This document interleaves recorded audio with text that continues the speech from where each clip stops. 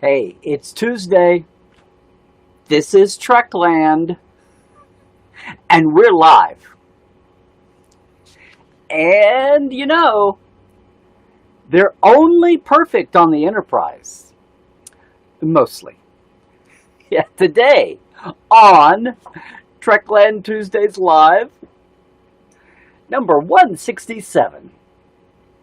With me, Dr. Trek, Larry Nemecek. Coming at you indeed from the heart of Trekland, right through Portal 47, as we do every Tuesday at this time. Hey, everybody. Hello to everybody in the chat over here. Hope everyone's doing well. If you are new to Trekland Tuesdays Live, hang on. I've got a little sermonette I want to talk about. Chat is always welcome, but I won't get to formal back and forth in the chat until after our midway break. But feel free to populate. Feel free to say hi to everybody else here in the community. You may know them from around the globe. You may be meeting some new friends tonight. Or today, depending on your time of the world. Because we're global here in Trekland Tuesdays Live. That's what's awesome about Trek and Trekland. And if you are new, after the break, I'll be giving the Parrot Analytics rankings of demand for the digital shows and all shows. Something we do every week. Tell you more about that later. And I will get full bore into the chat after the break too. But first I want to give a shout out to all of our, we had a new burst of Patreon folks. So thank you guys so much here in the the TTL club. And also our live wires and our newest live wire there, Dan Leckie. Hey, I'm got to get a bigger boat here for these guys and gals. Thank you guys, and we'll do a shout out later on for them too. Patreon.com/Trekland Live if you want to help us out every week. More on that later too, but thanks to these guys. Thanks to all of them, and thanks to you for being with us. Again, feel free to chat, but I will be looking at real questions in just a little bit across all of our streams. And if you're on Twitch, kids, we are not ignoring you. I'll be back around in a little bit. You just have to hang on, watch the show, and be back around.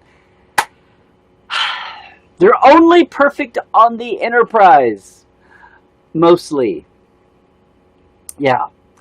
Everybody sit down, filter in, say hi to each other, and let me talk on this for a second. Because of all the reactions to, yes, Star Trek Lower Decks this week, and I've sounded off in a couple of places already, my pre-show with Chris Jones is finally up on Trek FM. What have I talked around different places? Ali and I talked about this. It was our focus, our kickoff focus for this last Saturday's Life Support Live.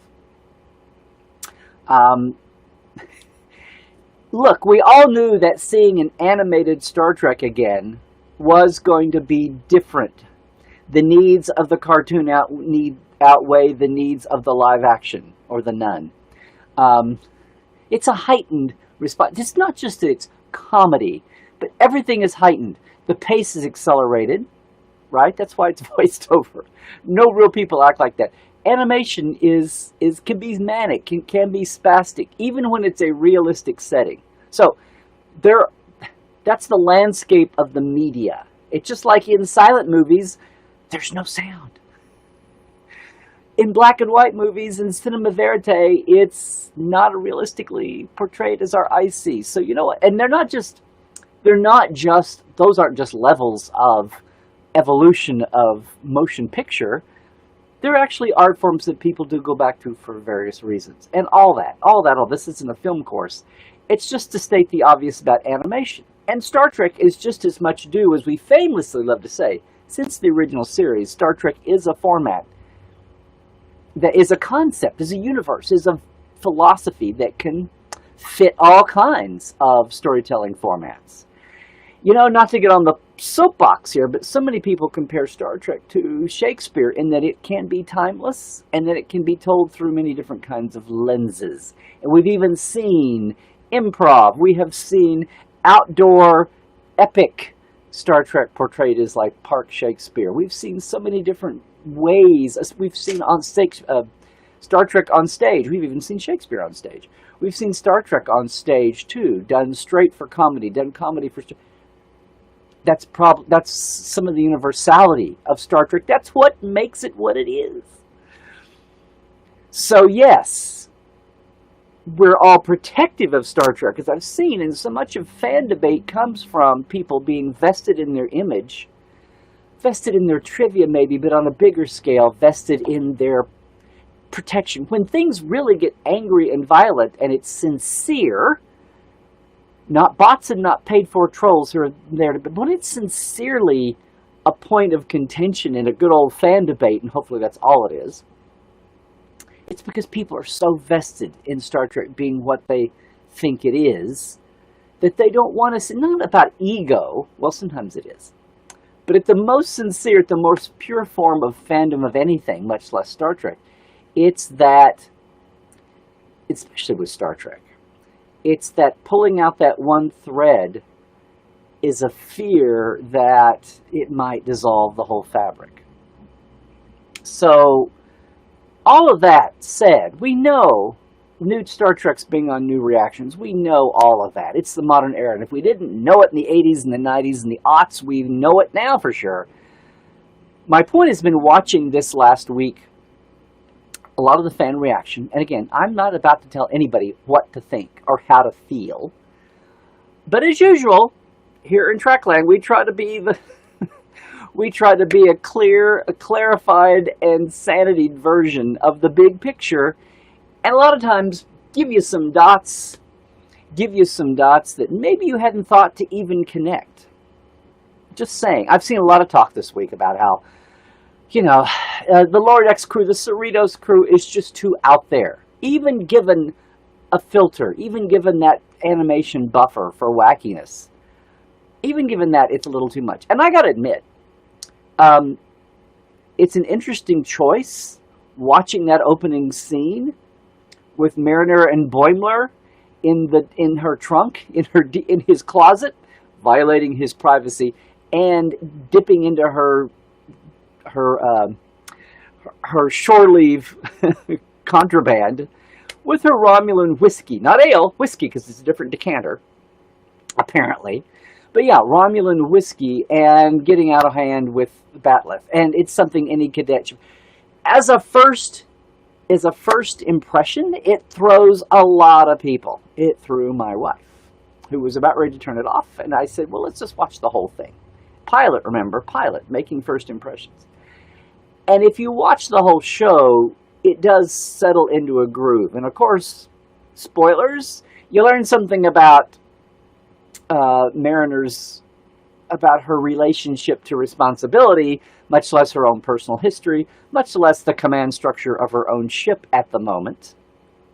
So some of that starts to settle in, and some of that you can chalk up to pilot enthusiasm. They're trying to smash and make not just make an impression on established fans, but make an impression on people who are wandering by. And I think that's the key.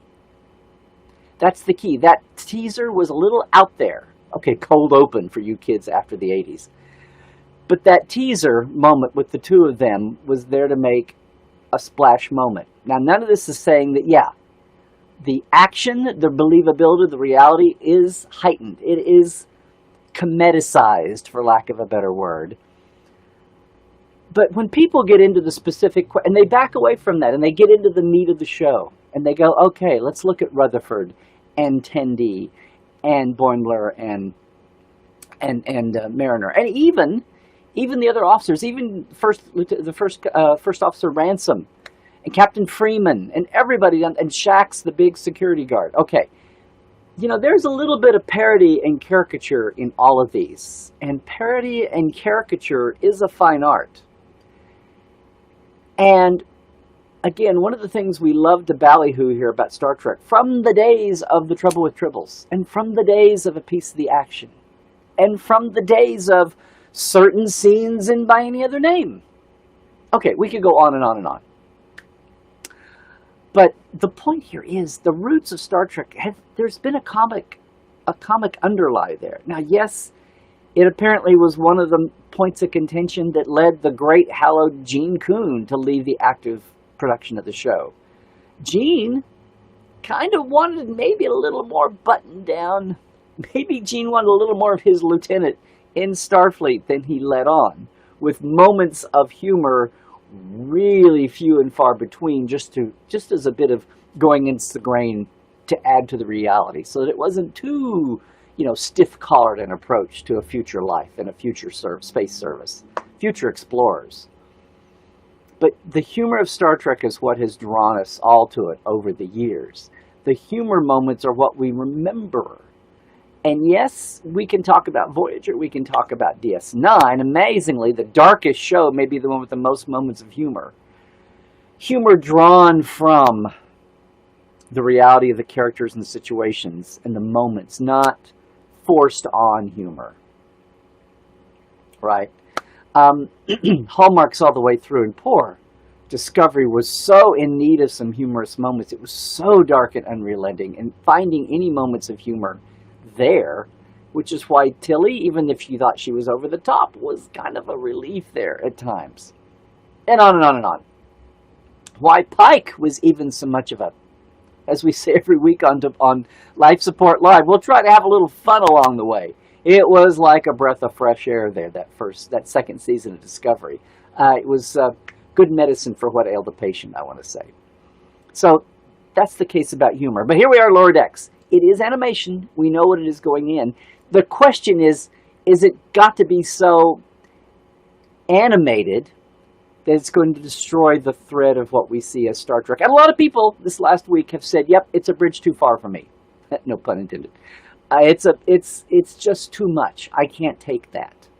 And a lot of people at the time looked at the original animated series as cartoonifying, Saturday morningizing Star Trek, right in the middle of the revival effort. There was no bloody A, B, or C, D on the horizon. And that's what people were after. And a lot of people thought that the animated series, rather than be a lifeline to keep it in the public eye, a lot of people thought the animated series in 73 was a sop. Okay, let's pat the little kids on the head and give them a kiddie cartoon. And stop spending all that money on phaser props and phaser beams. And we all know that it was a stepping stone. It was like nothing Saturday Morning had ever seen before. But we look back at the Filmation animation now and go, yeesh. My comment to those folks is look around at what else was on Saturday Morning at the moment. Star Trek looks pretty damn ambitious. And if you had a chance to ask Dorothy Fontana or catch her in some of her last appearances on the Trek Files, you'll hear how much respect Star Trek got from Filmation. Not out of disrespect, but just from the assembly line mentality of Saturday morning cartoons. So yes, Star Trek animation, Saturday Morning, the animated series, was something special. In our vein here, it did have Practical Joker, which was pushing the comedy envelope, the humor envelope, I should say, not comedy, but the humor element a bit, if you don't think the 50-foot Vulcan Spock is not pushing it also.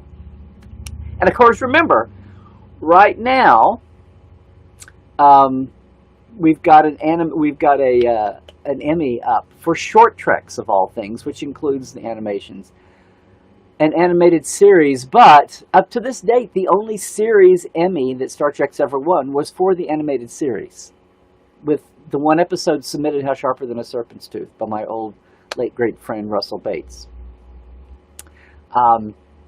And co-written by Russell Bates. Point here is, we get our hackles up about animation and our huffiness and our stuffiness, and maybe our puffiness too. But if we actually dig down and look at that, I saw an interesting thread. This got me going this week. There was a back and forth I saw somewhere, probably Twitter, pointing out about how all the characters in their own way on Lower Decks were just too out there. I don't know. I go back to the episode Lower Decks. Remember our young first officer Riker wannabe, how neurotic he was getting about his command nervousness, about presenting with the senior officers? A lot of that, somewhere between jealousy and paranoia, which is inevitable, was there then. Again, heightened for animation. Tendi, who I'm starting to see as a lot of folks' favorite character, maybe, in many ways, because she's a little squee factor, not quite as out there even as Tilly. But you know what? Live action next gen, if that's our baseline, I don't know. Do you remember Ensign Sonia Gomez that spilled the chocolate milk on Picard? She was pretty googie. She was just aboard herself. Why I thought of that. And I don't know. I can think of original series as Kevin Riley, not just under the effect of the spores, but he was there. He was ripe and ready for that frame. Good old Ensign Chekhov. He's not that green, sir, and he was super serious. But on shore leave, on landing party duty, on shore leave, with the made-up girl in the old West Town in Tombstone, wherever he was with our yeoman here and there, it didn't take Chekhov long as a young green ensign to sow his roots, to enjoy his age. That's original series. Next Generation was supposed to be a century removed. Yes, I know. But I can think of populated folks in Next Generation. Even Wesley and his Nova Squadron cadet bunch were a little on the suspect side, and maybe some of them deserve to wash out of the service. The lesson on the truth is a good one and should not be lost on anyone. The first duty of Starfleet, not minimizing that at all. But nobody in Boimler's cadet, in his ensign quarters, cabin, bunk room, nobody there was talking about lying. So I'm just saying, yeah, it's high. Oh, and then you look at the senior officers. People have talked about Freeman and Ransom being a little short with the officers. The best point I saw made was, think how many times Riker was short with his junior officers and his junior officers. Even when they didn't have a speaking line. He's popped off plenty of times, or come down hard on some of the junior officers. Ensigns, the non-coms. Captain Picard, too, back in the day. Troy has had her googie moments. I mean, if you go down the list, Worf. Shax is obviously a parody of Worf, but it's just not on the nose making him a Klingon. Having it be a Bajoran is hysterical. The Bajorans have been Federation material now for 5, 10, 20 years, and even if not they're fully a member in this reality, they've got people there. We still don't know if Orion, we're seeing more and more Orion characters as the newer, later productions show up, but remember, 09, and their Orions is alternate universe, so we don't know what's happened in the Kelvinverse. But we don't know for sure if Orion ever became a member or not. There's that whole Orion Syndicate crime thing that was kind of a stickler in the Dominion War days, which was barely 6-8 years before this. So 5, 6, 7 years. So somebody's going to shoot me on this. No, barely 3, 4, 5 years. Point here is, Tendi could be a one-off, or just as you saw Nog, just as you saw Worf. Individuals are accepted into Starfleet Academy. It's not always a sign that their homeworld is a member, right? So we've got that established. Whether Orion is a homeworld member or not, whether Bajor is or not. Shax has been around for a while, though. But then again, it's been 10, 12 years since Ro was admitted. And there's another case, right? Point here is, before we get too goody-goody and stuck in our shoes here, before we get too stiff-collared about the Next Generation's hallowed heroes, let's just remember somebody should do a meme about all the time, the regulars. And as people have pointed out, yes, you got your Barclays too, and you've got the reactions to Barclay. You've got parental back and forth. If you could have Sarek and Spock, no, Sarek was not Starfleet, but if you could have Sarek and Spock all those years, no spoilers here, you could have some of the family dynamics we saw playing out at the root. So I'm pontificating here. I want to see what everybody's saying. And yes, guys, yes, I know. One of the hallmarks of Tuesday Live, here, Trekland Tuesdays Live, is that we are global. And I know that means that a chunk, maybe half of you all right now, have not legally been able to see Lower Decks. A shout out to Mike McMahon for coming out and basically saying COVID screwed us up, but it's not an excuse. They were fully intending to have Discovery in place first. Not just so much about the fact that COVID and lockdowns screwed up post-production, especially scoring and editing and music scoring.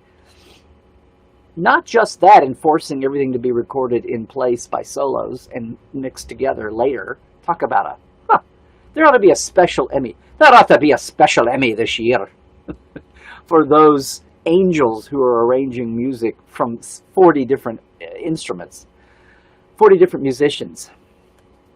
Not just that it caused Discovery's slowdown, but by Discovery being bumped back, a lot of the contractual deals and even, subtitling and dubbing for global markets for all access, much less the original deals, has been swapped.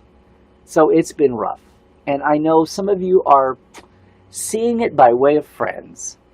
So some of this conversation today is a little moot, but I felt compelled to jump in and talk about all this. I feel bad for you guys around. I feel you cross-ponders having to shut down your spoilers. I've been trying not to do anything more here.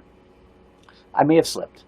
I'm trying not to do any more here than what you're getting anyway when you're managing to see one. So I'm sure I'll get an earful when we get to the chat. And yes, Twitchers, if you're just stumbling in now, hang on. I'm going to backtrack and get to everything and then be in some live chat after the break, okay? But I did want to jump in and say here, I've seen those conversations ongoing. They are there, and for the benefit of all the Americans and Canadians and others who are watching right now.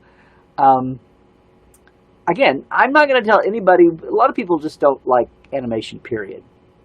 Okay, Trek or otherwise. That's cool. Not to say that there's a million different types and tones of animation and audience levels. And a lot of Lower Decks reminds me of the best of, say, classic Warner Brothers. Where when you're a kid, you're watching it and enjoying it. And a kid, I mean a 12-year-old, a 14-year-old. And I don't mean about the naughty bits. Thank you, Python. I'm talking about just the life experience. And coming back when you're in your 30s, or even your 50s, and you've got kids. Young ones, or teenagers, or grandkids. Much less how many jobs you've had, how many bosses you've had. Some of this is just life experience piling on. But all that to say, some of those pilot punch-you-in-the-face moments aside, and some real concerns. I'll talk about this later too. I had some real concerns from one esteemed colleague that a lot of you would know the name, who's an academic and a Trek fellow, who's always been a stalwart fan of all Trek, sincere fan. I'm talking original. I'm talking the Berman era, and yes, I'm talking the second golden age here. I'm talking Discovery and Picard, and they were really upset with the whole spider cow scene in terms of abuse, which I've not seen raised anywhere else. In fact, my colleague was even concerned that they were out in left field. But no, I understood their concerns. And I don't know if any of you have even seen concerns about the whole spider cow and Boimler scene echoing some abuse, some victims of abuse, if it pushed any buttons for anybody. That's something I haven't seen in the conversation at all, aside from a private conversation I had. Which, in my mind, it didn't bother me. And I chalked it up to good old cartoon violence like Bugs and Daffy. Although, did you know in the new Warner Brothers that Elmer has lost his hunting rifle? He might be running around in a hunting outfit, but he's not carrying a gun. And again, cartoon violence, but the current era, Elmer's been de-gunified. I don't know if they're digitally removing his gun. I don't know what would make Daffy's beak spin around in the classic trilogy, but with Elmer, Bugs, and Daffy. But anyway, sidebar. Lots of conversations going on about Lower Decks. But then again, you guys have been hungry. We're facing COVID time. We're facing delays in Star Trek. You can't say, that we've been short on Star Trek discussion lately. And as we'll see after the break, when we get to the parrots, not yet on the radar. We only had 3 days of Lower Decks showing up to be rankable. So we'll see what that affected this week. Next week will be the first full week that Lower Decks is showing up, where it could be demandable to show up on the parrots and the parrot scale. So, yeah, my point here was we've been spoiled with hero ships. We've been spoiled with Kirk's Enterprise and Picard's Enterprise, both of them. My point is, bottom line, they intentionally made the Cerritos and the California class a second contact ship with a very important mission, but one of those dozens, one of those hundreds of Starfleet ships that doesn't get its own series. How many times, speaking of Ensign Sonia Gomez and others, how many times did we hear young officers come and talk about what an honor it was to be serving on the Enterprise, how hard they had to work to serve on the Enterprise? It wasn't just the flagship in name. Kirk's ships and crews got that honor as they grew into it. But it was a full-flown concept in the D that this was the cream of the crop of Starfleet. Our title this week, they're only perfect on the Enterprise. Mostly. I've been trying to say here is if even the flagship that everyone aspired to consciously verbalized, yes, I'm trying to get to the Enterprise. It is the prize. I'm so thrilled to have made it. I don't want to wash up. I don't want to screw up. But that's still no excuse for not going boldly. The rest of Starfleet, all those wreck ships we would see if Wolf 359 or fill in the battle, the Omarion Nebula, whatever. No, that's the other guys.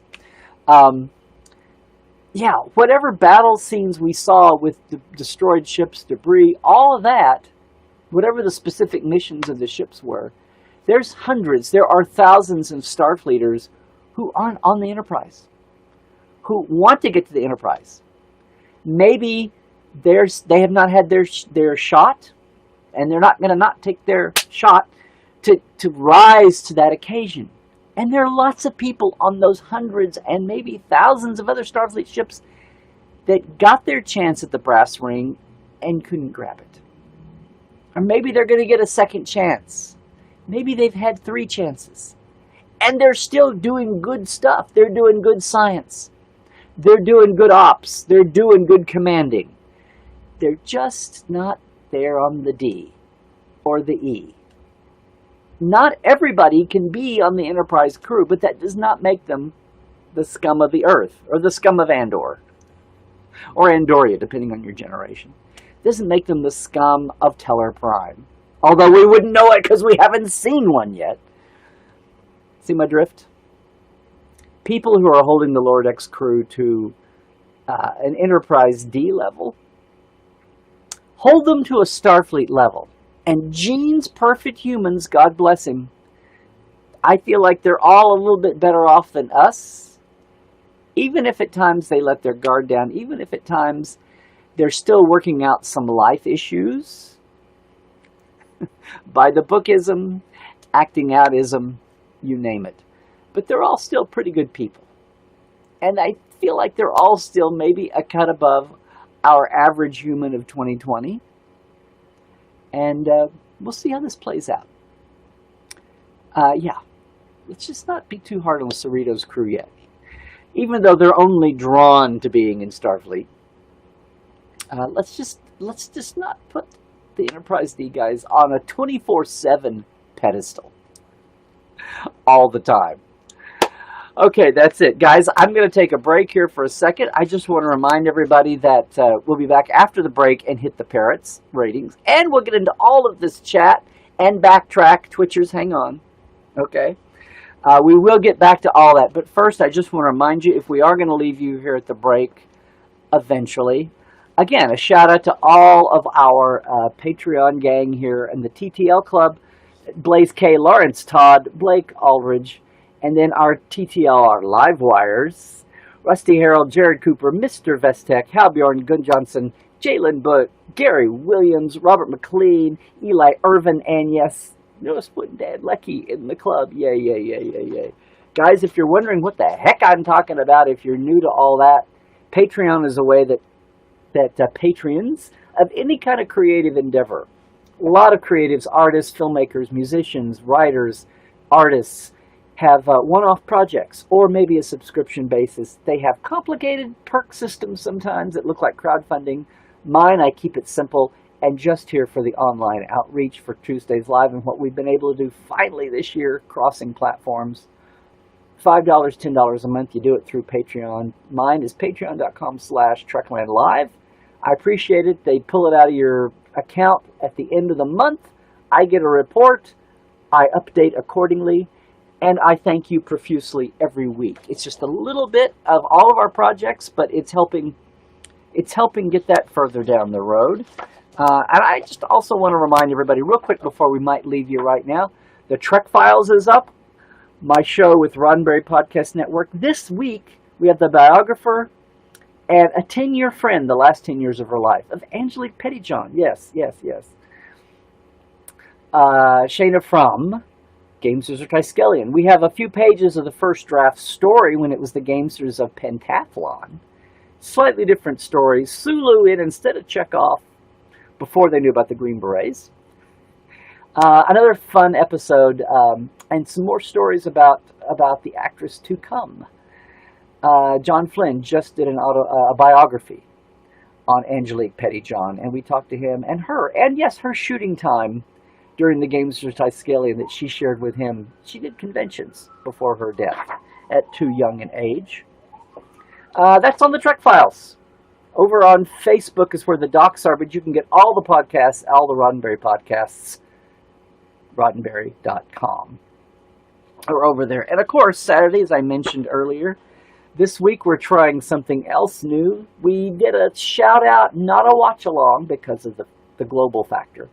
But we welcomed Lower Decks on Life Support Live, Dr. Trek and Dr. Ali, and one of us is a real doctor even. Saturday mornings at 10 a.m. Pacific, 1 p.m. Eastern, 6 p.m. British summertime, 7 p.m. Central Europe summertime. Come on and chat with us live like we're doing right now.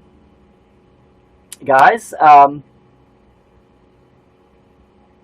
and you can Skype in too. Sorry, I just went to the Bahamas for a second. No, we go boldly every week in uncertain times. Star Trek and the Mental Health Lens, we have lots of fun. We have a different theme every week. Some weeks we let you vote on it at our Facebook page. Go over and check the page out and jump on if you can. This is multi-platform just like right now, so if you're not on my YouTube channel, please go over and subscribe over there too. Like and subscribe that.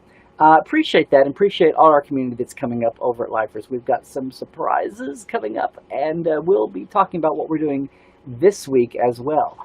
Okay? Otherwise, if you're new to everything, hey, it's at Larry Nemecek. If you're with me on YouTube right now, it's the same thing for Twitter. And where we are, Facebook, Larry Nemecek's Trekland, that's the Instagram too, okay? Otherwise, portal47.net.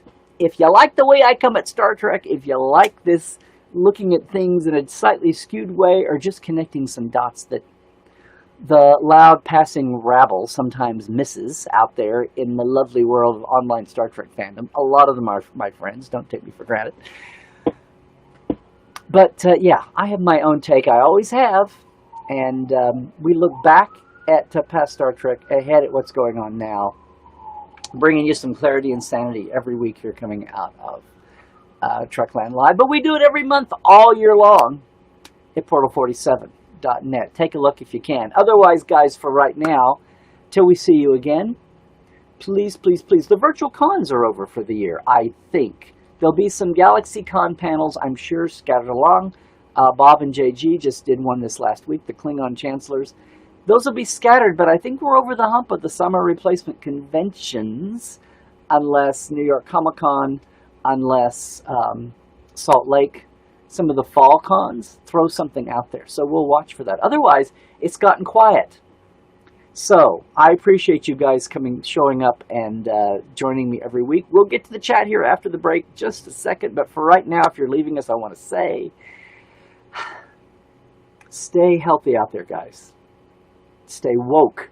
I mean, check your sources, eyes open, and of course, most of all, trek well, everybody.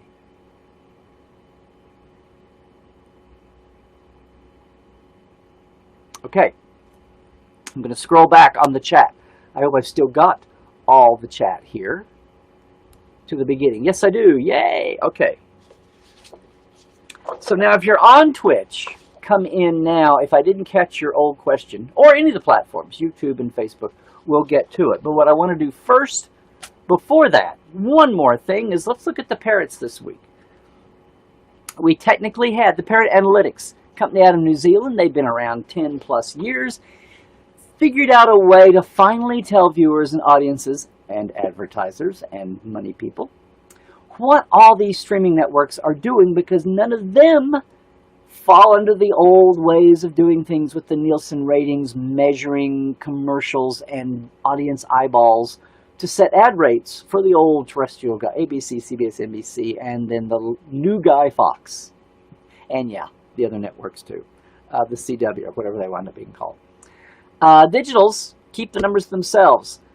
Parrot is trying to find a way to measure everything using the internet with their algorithm called an average demand expression. What are people saying? What are people on the show? What are people paid to talk about the show? And most of all, what are the fans? How much are they saying? How often? What's the quantity? They call it an average demand expression factor. We've been watching this since Discovery aired to try to get a handle on popularity. And they do it country by country and globally.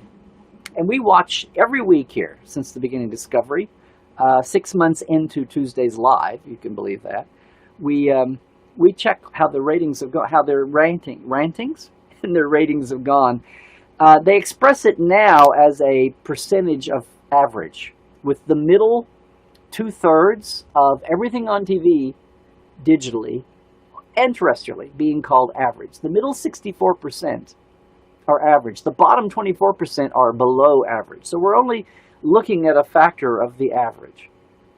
The top 10 this week of the digital onlys. Where we go? Let's get back to photos. Big push this week, guys, from the Umbrella Academy. I don't know if anybody is watching that. It's 121.7 times more popular than an average show on the streaming side. These are the streamers only, US only. Then we've got big drop-off down to Stranger Things, 57 times more popular. Umbrella Academy was over 120 times, which is a high factor of the last few weeks. Then Mandalorian, then The Witcher, Titans, Clone Wars, The Boys, Harley Quinn, which are on the upswing, and then Lucifer and Doom Patrol, which are a little down. That's the top 10. Doom Patrol, number 10, 30.8 times more popular than an average show on the digital networks. There you go. But Umbrella Academy is so apparently popular that it's the number one overall also.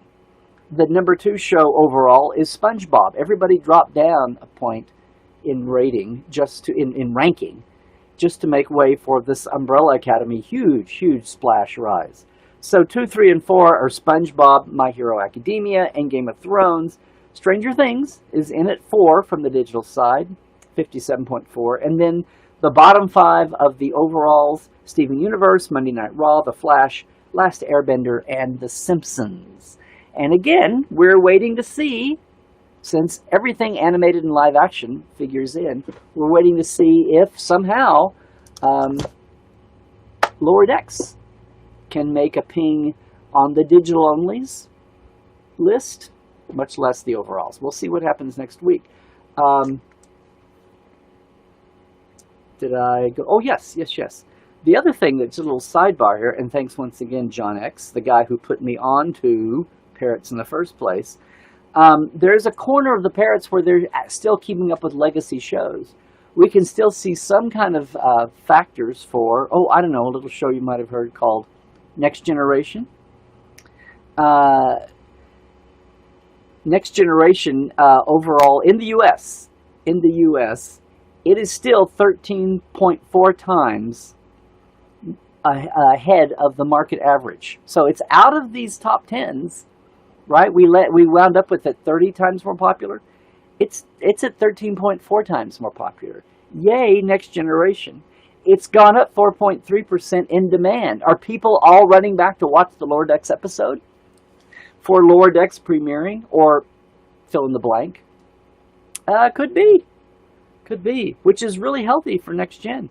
DS9, just as a comparison, is 8.2 times more popular than an average show. Look at the enduring popularity of Star Trek overall. Yeah. It's up 0.7% in demand from last year. And here's one for you. Talk about your legacy series. Discovery is showing up as 20.3 times more popular in demand, average demand expression, than your average show. Discovery is above Next Gen right now. People are still finding Discovery, apparently, and talking about it. It's still generating chatter online in all the ways. Up 4.6% from last week. Some surprising stats. And again, that's in America over the last week. Who knew? Who knew? There you go. Let's check out the chat, everybody. If I have any Twitchers still with me, I know. It's hard to fathom. It's not a dedicated Twitch show. I may experiment with just an hour on Twitch and get me some fake Zoom backgrounds and the whole bit. Stay tuned. Am I live? Oh, if you've got a real question, I will for sure, if you're new to Tuesdays Live, if you've got a real for sure question, I will try to jump immediately on it. Otherwise, I'll try to say hi if you're new this week. And if I miss you, please say, hey, Larry, this is my first time. First time caller. First time listener or watcher. But who's watching the watchers? Thankfully, who's mocking the mockers? A lot of people. And that's an old show. One of my top 10. Is he live or is he Memorex? Thanks, Glenn. I'm just so everybody knows, I'm re-scrolling back and looking at everybody. Hello, Alonzo Muncie. Hello, if this is your first time, if that is indeed your true name. Yes, and I'm in sync. That's good to know, guys. That's good to know. If you have not heard about the Trekland iMac saga, everybody, by the way, I've been talking about getting my new iMac in to replace my aging, overdone girl here. A new one was here, delivered, and then as some of you who are Apple evangelistas know that they dropped brand new iMacs as was rumored. It was too good a deal. It was like a 15% better machine, and it wound up being $80 less. So I shipped my other one out, never been out of the carton. I'd only had it a week. I was about to start setting it up. Shipped it back. The new one is coming. It's going to take a couple of weeks more, but it will be so worth it. And at least it wasn't a blind, it might be 3 months. Oh, look, haha, only a month. That was the go-around with this summer's crazy COVID time and the aging models. These new ones were pretty ready to go. So yes. But until then, we're a little on pins and needles with the heavy-duty multi-streaming here.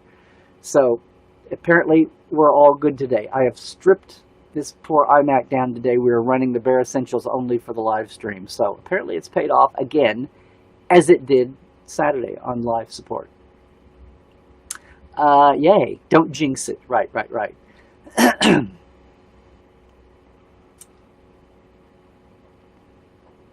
Oh, thanks, Brandon. I've missed the big news.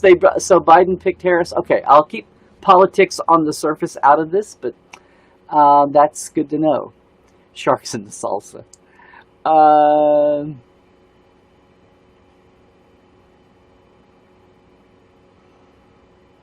Hi, Clayton.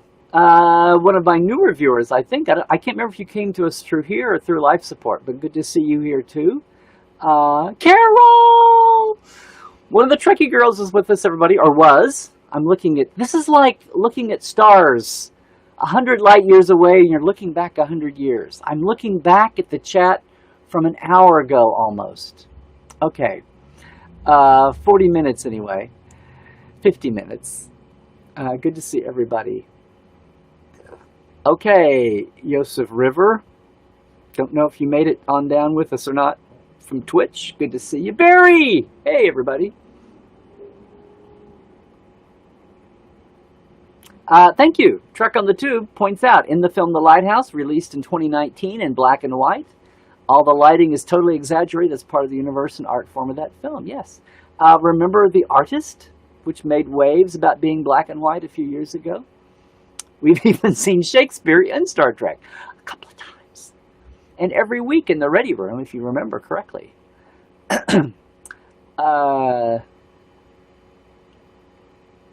Scott, yep, no shortage of opinions today. And you know what? That's the bottom line, guys. We love to see everybody having an opinion.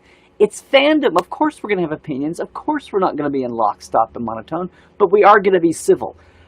I know that's what everybody has to say constantly over and over because it's 2020, and I think a lot of that, again, is being artificially amped up. Said it before, we'll say it again. Go back and look at the earlier episode we did called Russians, Robots, and Reflections. But fandom's always been about good old fandom bar fights.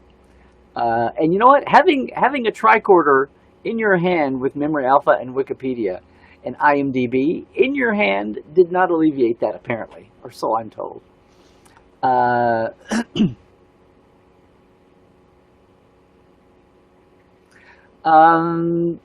Clayton. We're saying Michael O'Donoghue's last voyage of the Starship Enterprise. Yeah, I just remember it's the first Trek parody on SNL, which I did not see live. I had to see that later. But yes, absolutely. Belushi's only a step away from real Captain Kirk. Yeah.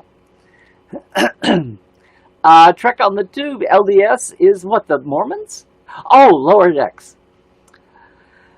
LDS is, in my opinion, better than DSC and Pick already. There you go.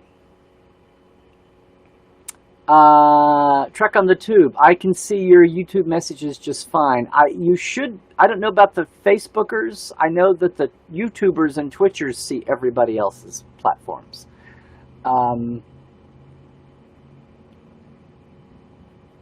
Alonzo says it through you. Yeah.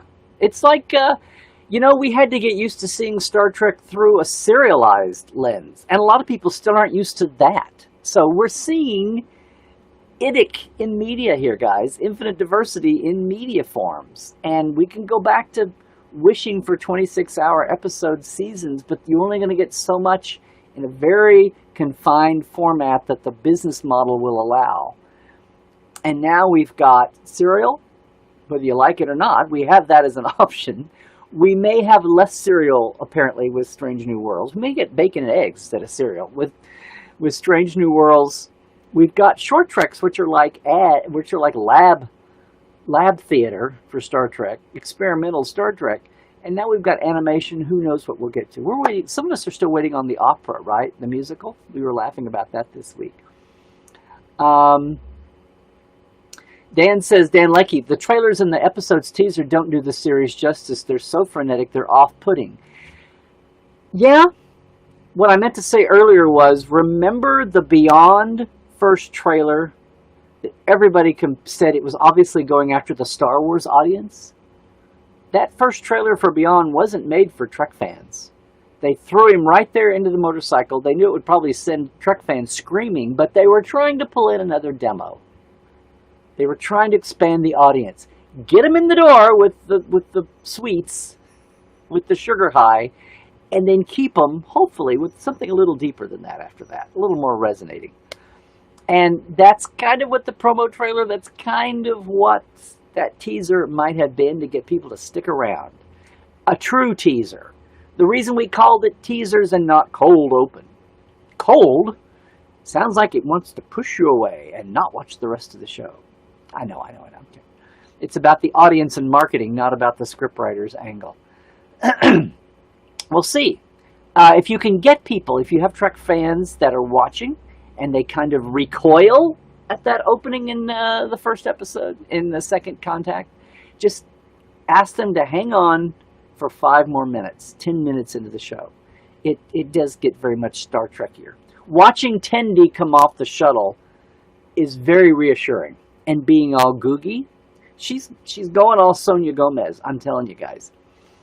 And unfortunately, unlike Chekhov, she was that green. Uh, hey, Dan Martin. Welcome, Dan Martin. If you're not a veteran of Tuesdays Live, you enjoyed the new cartoon. It's not awesome, but it's fun. Your very favorites are TOS and STC. Oh, thank you. But you enjoy most Trek, and I'm betting you mean Star Trek Continues, not Star Trek Communicator. Okay. STC for Communicator has kind of fallen by the wayside as an acronym, but it was there first. There you go. And you know what? Good for you. Thanks for sharing that. Daniel says, if I'd seen a better stream, hypothetically, Daniel in the UK, I'd be stronger in my hypothetical opinion, hypothetically. I hypothetically totally understand. Hypothetically, we hope you'll have a better stream to hypothetically watch Lower Decks in the future.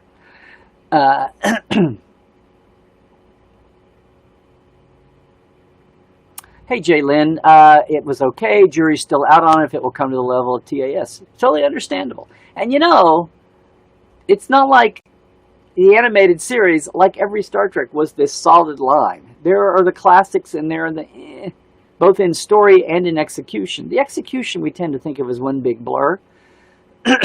But definitely we have Yesteryear up there, and then people kind of slug it out over their other favorites. We will see. Hey, William. Hi. Glad you could make it to Tuesdays.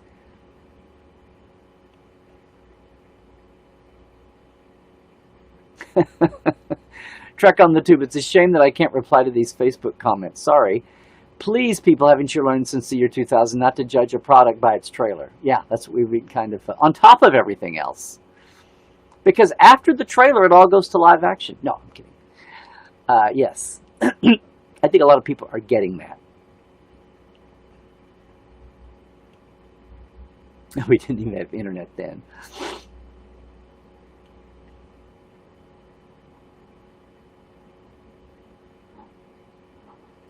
Hi, Robert. McLean says an article by Riley Silverman, 6 Reasons, it's a listicle, but hang in. 6 Reasons We Already Love Star Trek Lower Decks.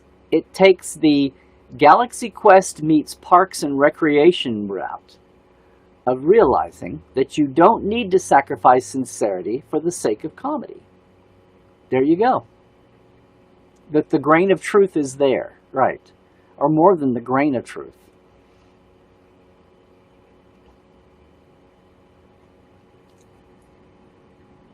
And Scott says, yes, the jury's Lower Decks is not trying to be TAS, which may also be, confusing to a lot of people.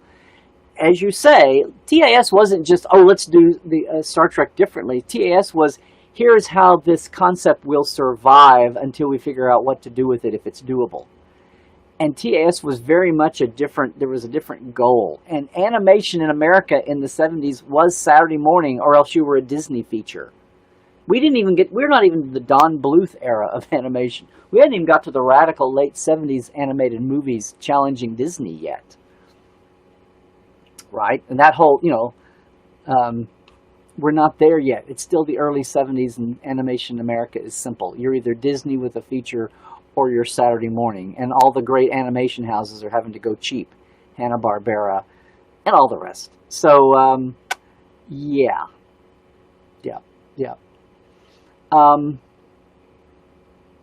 And it was same actors, same characters. The whole point was to continue the tone. It's a lot like people now love all the filters from Photoshop and Instagram. Take a photo and dumb it down to looking 70s. I've spent 20 years trying to take 60s and 70s pictures and try to make them look modern. It's totally backwards to me. But people love dumbing down their pictures and aging them, making them look like Polaroids. And that's what's a little bit going on there. So yeah, the animated series Lower Decks is trying to be animated. And Scott likes them both, so there you go. Okay. Yep. Dan Leckie is saying you're glad you stuck with remembering it's only a trailer and to get past it.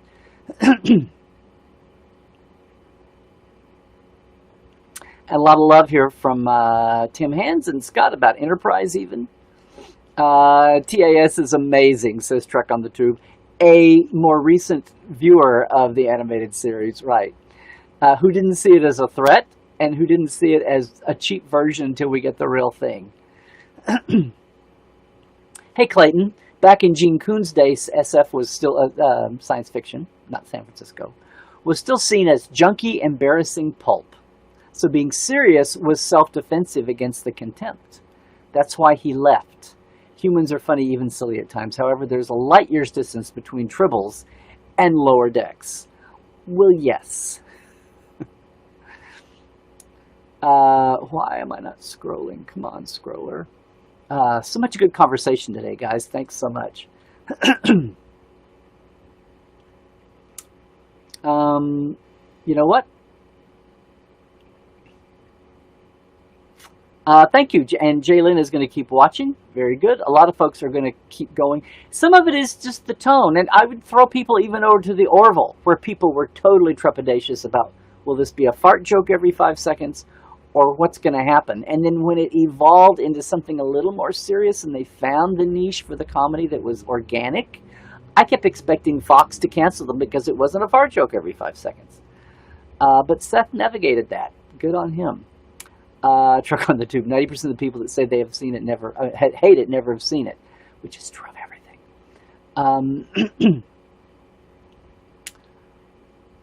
Dan Leckie says there was the internet by the time Broken Bro premiered. Yeah, but not social media. We had message boards. We had slow motion internet comparatively, but we weren't up to Twitter, Facebook, Instagram, especially Twitter yet. And we weren't up to YouTube madness by then at all. It was barely new. The original fan films were still downloading an act at a time, 30 minutes on a download on a dial-up. That's where we were there, so that was the sign. Justin says you found it to be humorous and entertaining. Only big complaint were the amount of Easter eggs and past references. Yeah, there were times her blurb at the end seemed like a little tag fade out gratuitous, talking about Worf and Troy and Gary Mitchell, and that was a little. It was the fade out Goober Flintstones ending laugh thing, but okay. As Mike McMahon said in an interview somewhere, and I love this because this is what I always say, they're not Easter eggs, they're using the universe. Well, 90% of them aren't Easter eggs, but you're using the universe. And if these people really are iconic and heroes, yes, the average Joes and Jonettes of Starfleet are going to know about them and talk about them. If they're big enough to get their own series, they're big enough to be talked about by the rest of the population. Yeah, we're going to have to watch the Watch It With Your Kids line. We'll have to see where that falls, and I think every kid's going to be, and parents going to have to make that decision for the kid. Come on. There we go. Yeah, Alonzo says Tendi is an audience surrogate, I think. Yeah, the fact that I almost wonder when that opening scene was written, because Tendi walking off the shuttle is obviously meant to be our point of view. I get to hold a heart is just like one of the best lines ever. I have another, hopefully I don't forget this. I had a line observation that I've not seen anybody else make so far. Not that I've been watching reactions 24/7.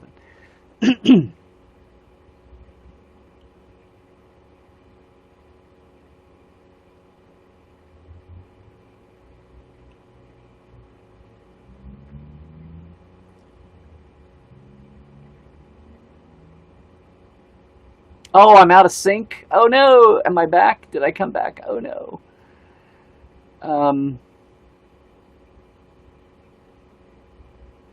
I'm just reading so much. A lot of crosstalk conversation. And I back scrolled. Oh, that bumped. Tim says, never understood what these flaws with Enterprise were because it was pre-Federation. Because it moved along too faster toward feeling like Next Generation early. They invented all the tech a little faster than they meant to. And because the story writing was thin. There were a lot of episodes that didn't have a B story, and you could tell. Am I pushing along too fast for you there? Yeah, that's some of the flaws of Enterprise. Also, that the guys running in the beginning didn't really have a heart of the original series, and you didn't get that until they let the fanboys run the show the last year and a third. That's why the series everybody thought it would be didn't happen until the last year or so. Because the series I thought it would be was going to lead into Kirk, and nothing it was doing was really showing that. I felt like it was using a roadmap instead of knowing the lay of the land. Oh, Bajorans totally makes sense to scare out. Even big, beefy linebacker Bajorans.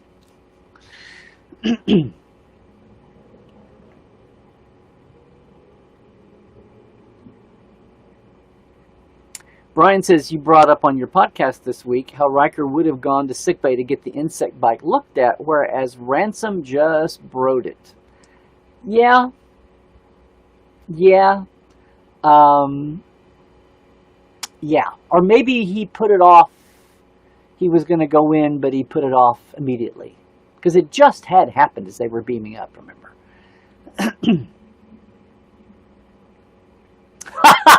Trek on the Tube. Would love to see Tendy's family and how they're all criminals that don't accept her Starfleet career. How do you get a chipper, happy person like Tendy out of a crime family? I don't know. That's the one. They grew up to be the psychologist that writes books, I guess. Yeah.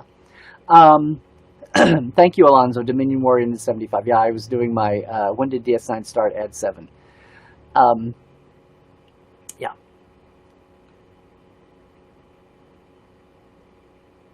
Back in Shaw Brothers movie mode. Hi, Lawrence. Alonzo says, and Ro might not have been the first. Exactly.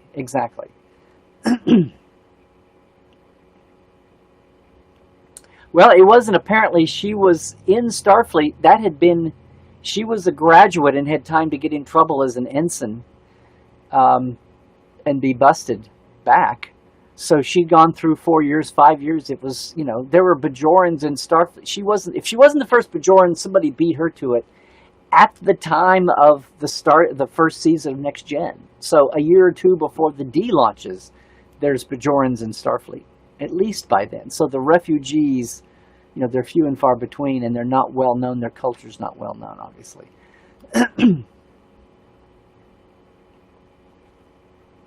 Thanks for clarification on kids' ages there. Their empath ability. Scott's, you're talking about Enterprise, not to go too far afield here. Wish someone like Manning Code had been involved since the beginning. Oh, I don't know, somebody like Ron Moore, who was there at the beginning and then wasn't. Yeah.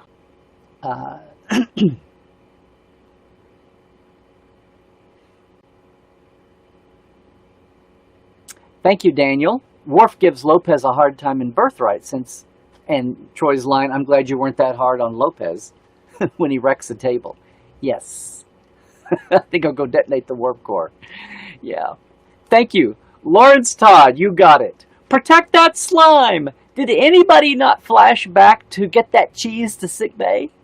The minute the Captain Freeman says, oh, I'm spoilering. Not really. The minute Captain Freeman says, protect that slime, I'm flashing back to Janeway saying, get that cheese to sickbay. It's actually one of the highlights of the entire Voyager series for me. Throw some hot chocolate on Picard. There you go. Jared, always helpful with the social events. Trekland Tuesdays Live Banquet and Watch Party. The IHOP off Exit 12 in Trenton. Hey, Narda, glad you could make it with us there. For the angels and their sacrifice. Wisley Banks, hello and welcome. If that is, thank you. Wow, well look how far we're doing. We've actually been spam bombed. It's McMahon. Yeah, there's a family I knew in my hometown, McMahon's, owned a funeral home, so we said it a lot.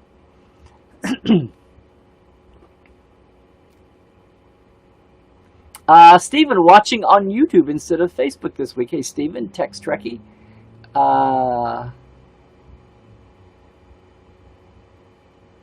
Let's all just be Tara and Larry, no borders. You might want to talk to the other species about that. Turkey Platter, Kung Fu Larry. Oh.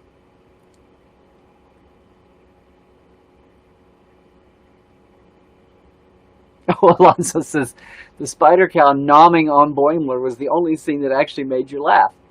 There we go. There we go. Physical comedy.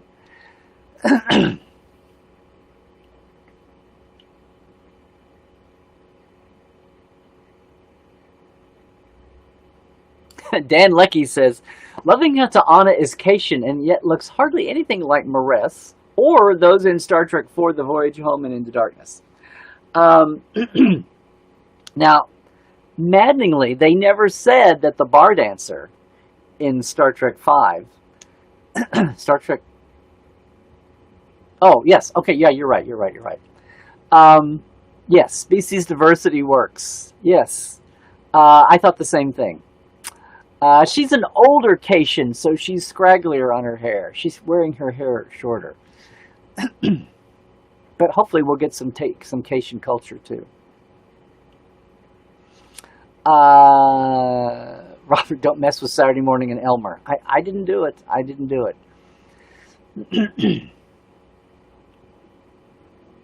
Oh no! Have I been completely? And I did come back. Well, we'll see. We'll see how this goes, guys. Sorry. The third Contact series. Yes, after Section 31 always comes in as 31st Federation Contact. Exactly. I don't know, Christoph. We'll see what's down the pike, as we say.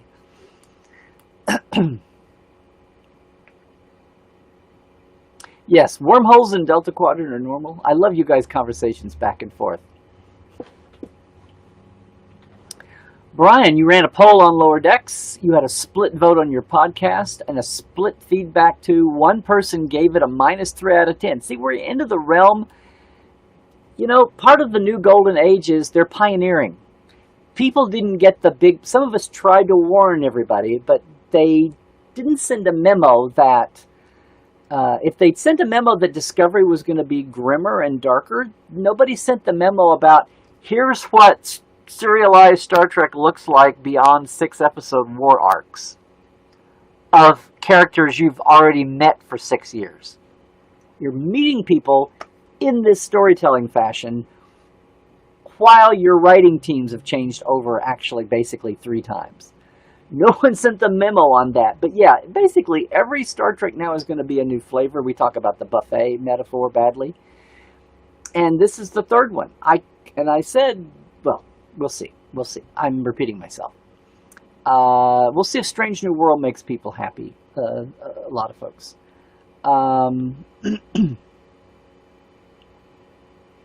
Well, DS9 was on the frontier, Dan, at the beginning of Emissary. At the beginning, by the time that wormhole opened, and people were coming and going, and then a war starts, and that's the apex of the war.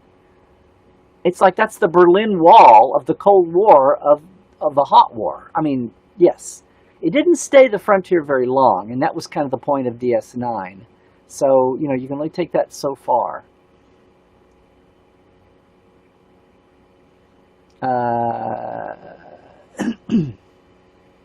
The Enterprise, the D, was more of a cruise liner with families on board. Yes, but it could separate in case it had major border wars to go fight.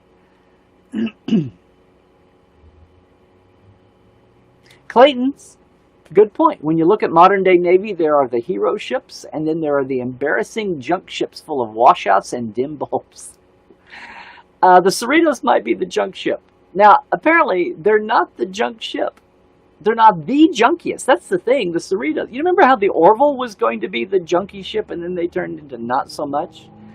I think we're going to find that there are plenty of other even junkier ships than the Cerritos. It's in fine shape.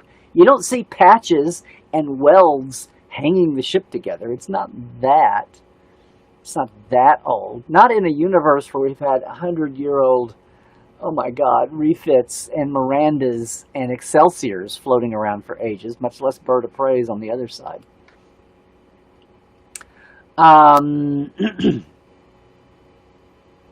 Lonzo says Gene's perfect humans is an idea that ceased to exist after Enterprise.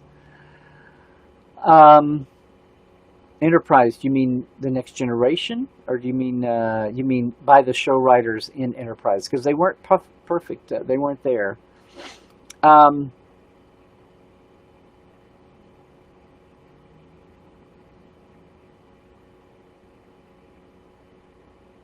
oh, Trekland Tuesdays live episodes 147 to 165. Most of them have vanished from your YouTube page.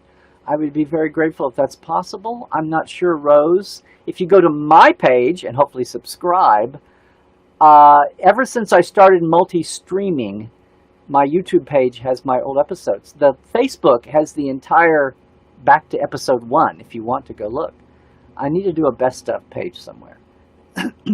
Somebody has to man the radar base in Greenland, or the sleepy Klingon on the border, right, in 6.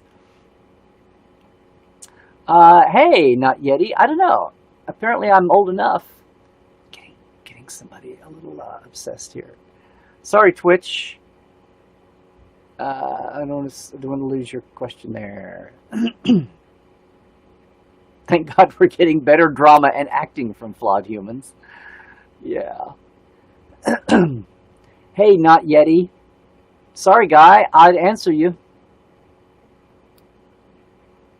Old enough not to have done that when I was your age. I know that. Oh. Thank you, Scott. That was a great life support live show. Yay.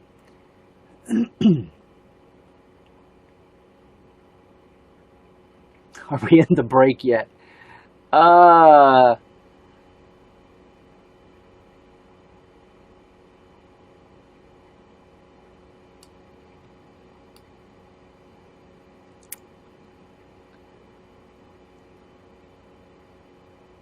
Oh, Alonzo says DragonCon doing something virtually, I think. Yes, probably sure.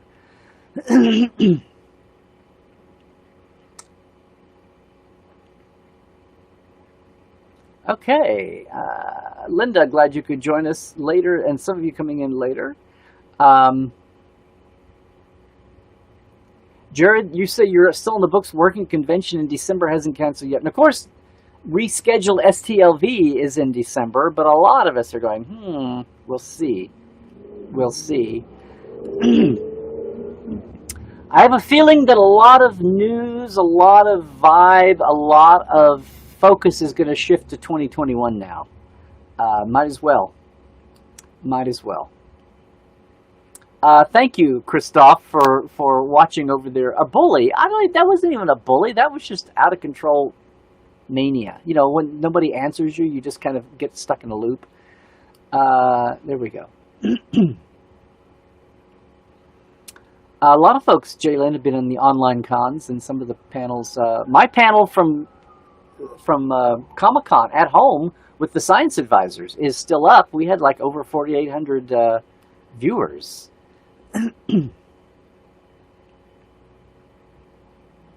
I don't know what to tell you, Rose, about the bot on the Restream bot. Sorry. Okay. Lonzo says, I think Lower Decks will make an impact, probably number 1. Oh, on the parrots? We'll see. We'll see. We've been surprised. We will see. What else is going on at the same time is the other thing. Planet Comic-Con Kansas City is doing virtual this weekend, Justin says. Thank you. Dayton and Kevin holding the fort for Trek. Yay, on Saturday. Yeah, Jalen. If Picard could never get to number 1, the parrots could LD. Exactly. I'm an optimist. Dan says, why? I haven't checked, Dan. Why is Lower Decks getting such low ratings on Rotten Tomatoes and IMDb? Because that's where people that have nothing else to do go? I don't know. Yeah, Frank. Hi, Frank. The last person to do a Trekland Treks before the shutdown. If Lower Decks was on a cable network, it would fit in with Adult Swim and Archer. Totally, that's what I've said. It's the Adult Swim. Prodigy will be more of a truer young adult anime. Lower Decks is totally Adult Swim land. Yeah. Students, high school and college, and maybe some mature teens. That's where it is. That people calling Lower Decks a kids show or just waiting on Prodigy should be. Oh, Alonzo! The kind of question I addressed. Number of decks on the Cerritos, the MSD versus outside. I haven't gone there yet. Guys, I'll just tell you, part of the sadness for me of modern fandom is it's a little bit like when Next Generation got so popular that suddenly there were 15 sci-fi shows on, including 2 other Star Treks within 10 years.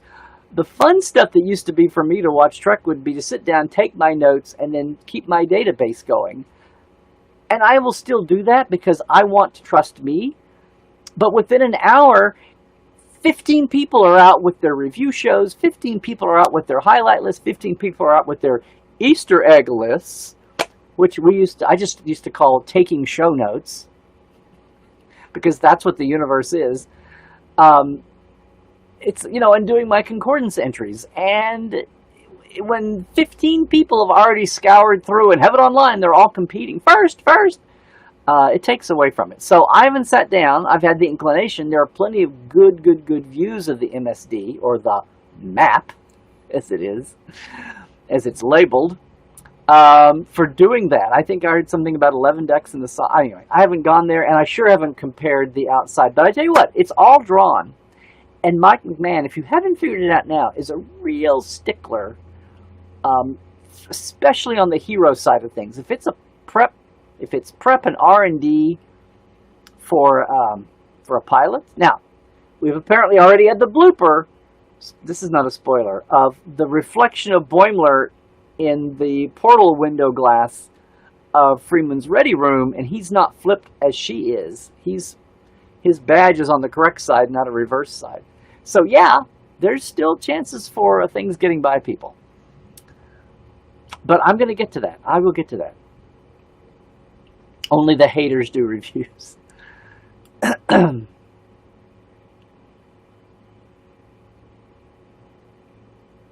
Rotten Tomatoes reviews very low.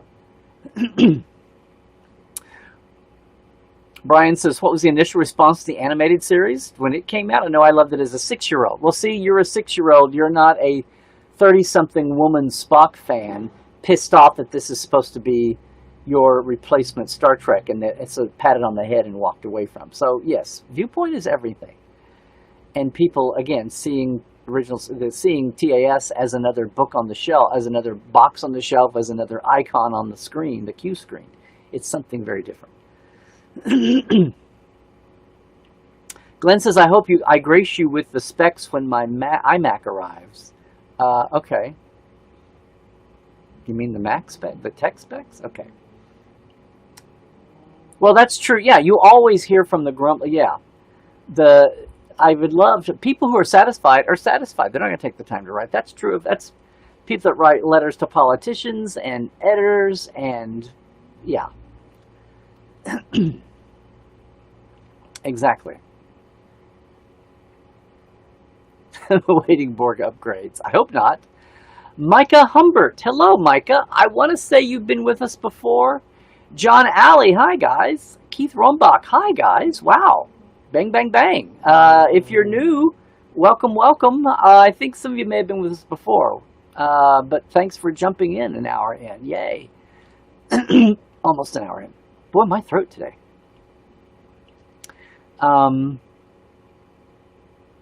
Yes, Micah, first timer. Micah says, I read this week the new Star Trek movies have been put on the back burner, and then later read there's 3 in the works, which is right. Would love to see the new Trek movies in 2021. Well, wouldn't we all?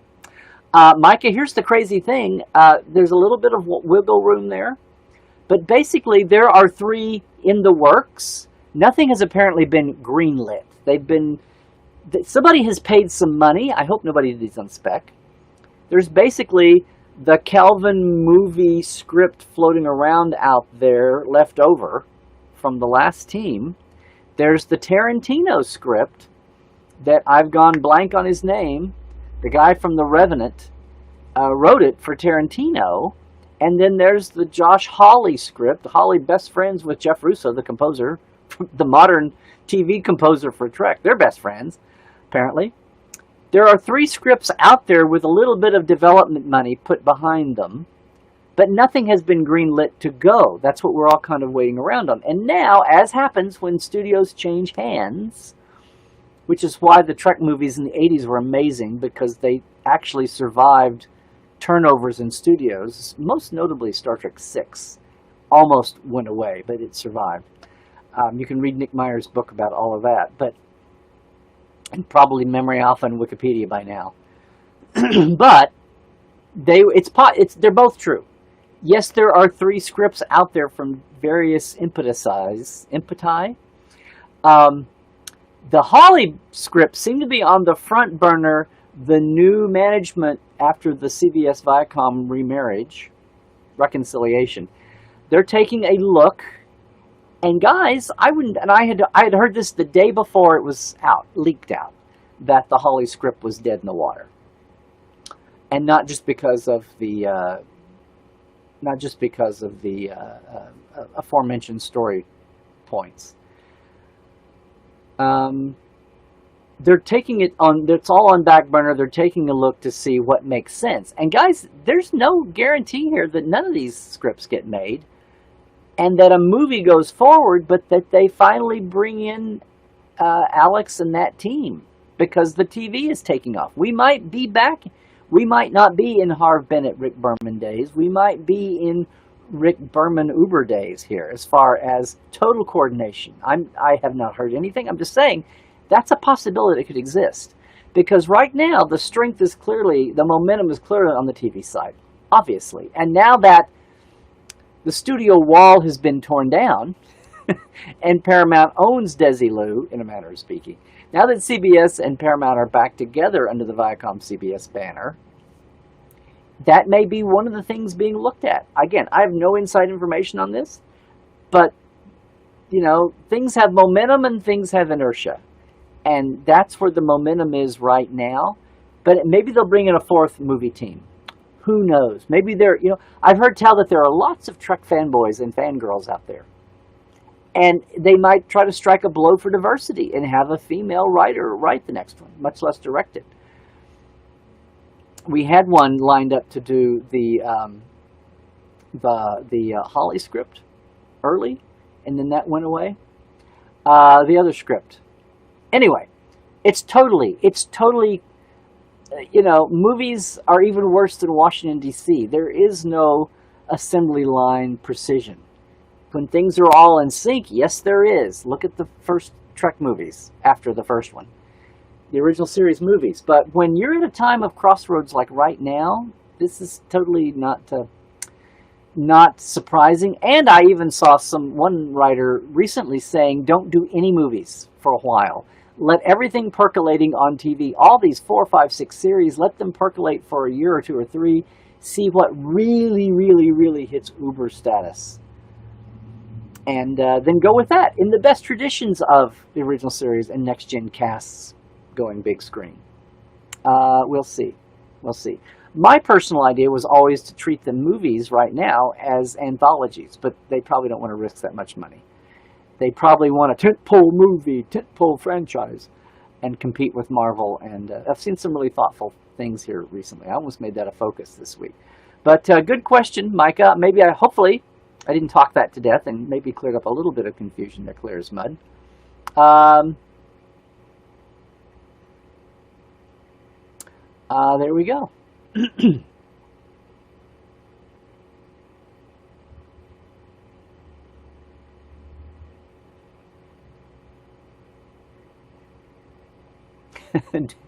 I didn't watch the Ready Room. Yeah, Memory Alpha got a shout out by Mike Madman. Well, yeah, that's as they did before, and it's just, if we could time travel and I could bring the internet to the 80s, then yeah.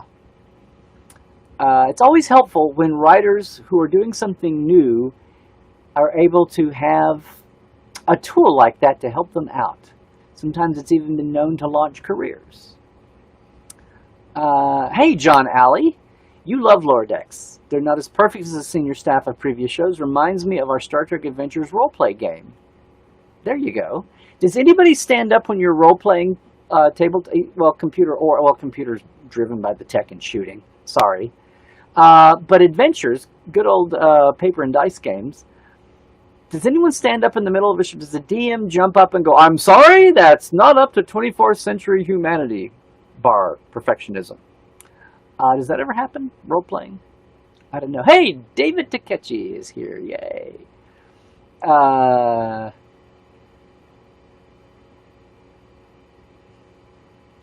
Jared says, it's a well accepted fact that Galaxy Quest is the best Star Trek movie that's ever been done. Harv Bennett thought so. And I have him on tape saying that, video saying that. If Star Trek wanted to come close to a movie like that, what would the plot be? You would hire the actors as actors? I know, that would be too derivative, wouldn't it? I don't know. You would have a comeback series where you hired the series actors to play their roles again and let them be heroic, but show writers and producers and crew. That would be, talk about a cast of 50.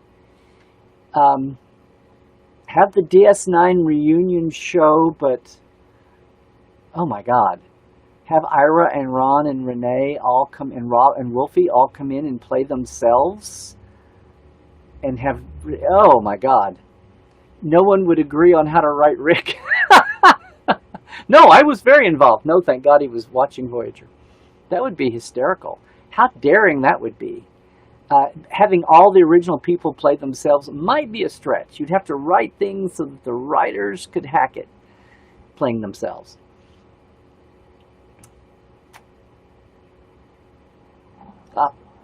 Scott, you read STC as communicator too. Yay. Well, Jared is right. I've said this for ages. I've told you guys the story of my thunderclap Godsmack moment when I walked in 2009's Vegas Con, and there were 300 people in the sidebar room when no one was ever in there but 12 people watching the NASA guy talk. And I don't mean that. I don't mean Dr. Dave. I mean even before that. But the generations do change. And, that's why I loved having Jacqueline Lichtenberg on Trek Files last couple of weeks. That perspective of fandom, it's important for people to realize before there were A, B, C, and D shows. Yeah.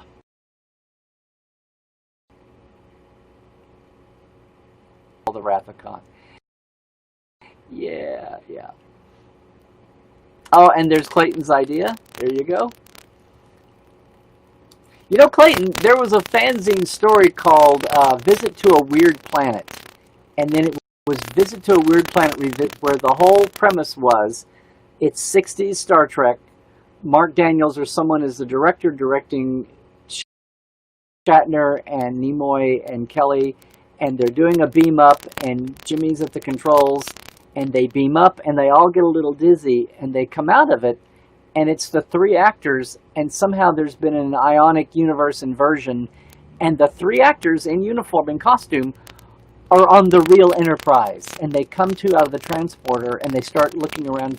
They make some comment to whoever was the director and the AD, and they look up there, and it's actually Jimmy at the console, and the ceiling is in the room. Anyway, you get it. And they're walking down the corridor, like, trying to play their characters till they figure out what's going on. And they're like cheating, looking at the door plaques, and they get into the turbolift and they're trying to remember what they do. And then there's a sequel where, of course, the real characters have beamed down to a TV show. Anyway, so that the idea has been there before, at least, and probably done other times too. But that exact idea, written as separate stories, not as an overlap, not like a mirror overlap where they went different ways. Yes, you said that. Sorry about that. Read the whole comment. Let's see. Wrath of Khan is your least favorite even-numbered Star Trek movie. Well, that's saying something. Clayton says, I'm just trying to imagine a Ralph Bakshi Trek movie. Imagine away. Be careful what you wish for, Lieutenant. You may get it, right? Hey, Cairo, over on Twitch, a sane Twitcher who's actually stealing over from the other platforms. It sounds to me like it's a great series that is starting there in Northern America. Can't wait until the world can see it. Yes.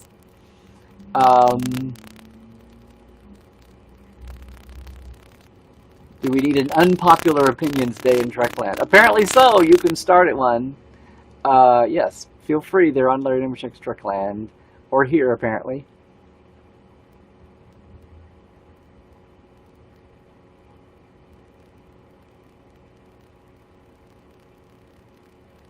Yeah, what happened with the Orville happened with Lower Decks. Hey, Cairo, we had only the good internet back when Enterprise premiered, not the bad internet of social media. Oh, thank you, Christoph. The number of non-bullying Twitchers just debolded. Well, you can't put anything past those Twitchers. TOS Season 3 fell victim to studio that wanted to be canceled. Yeah, and Gene leaving and cutting budgets and everybody seeing the writing on the wall and hanging in there. And Dorothy leaving and Bob Justman leaving. And yeah, Freddie Freiberger was actually trying really hard at the beginning to impress. He wrote Gene all kinds of memos. We've had them on the Trek Files a couple of times. I was amazed to read some of his. And Gene, we never found replies. I'm not sure that Gene wrote back on some of them.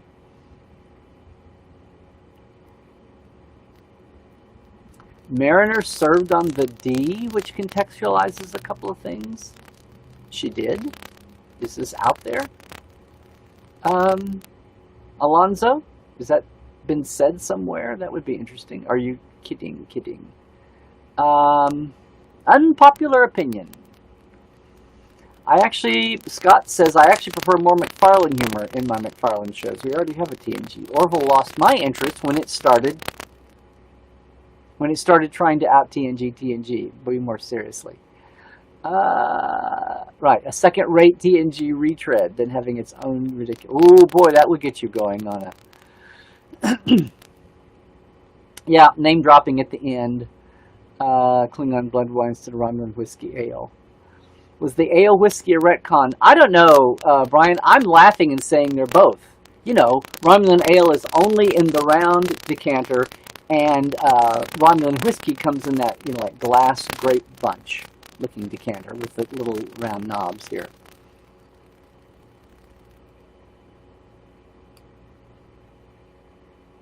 Cairo, your favorite company letting go of a quarter of their workforce. Oh, that's sad.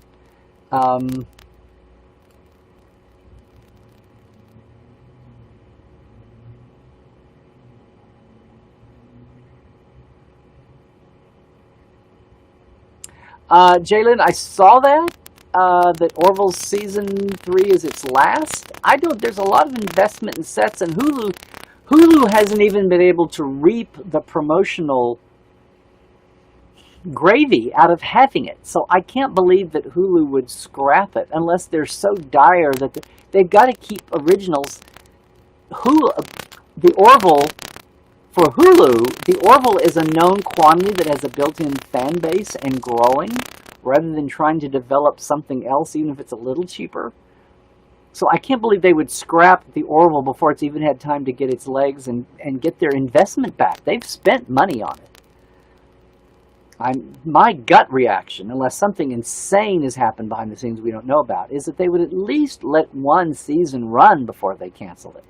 I've stayed away from all the rumor mongering over there. It's like Star Trek is too big and boring right now, so they're going to turn it's a sign of a rival that now Orville is getting some toxic YouTube. I don't know.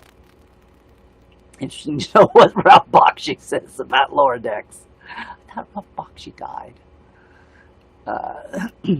Which I guess will be a big silence.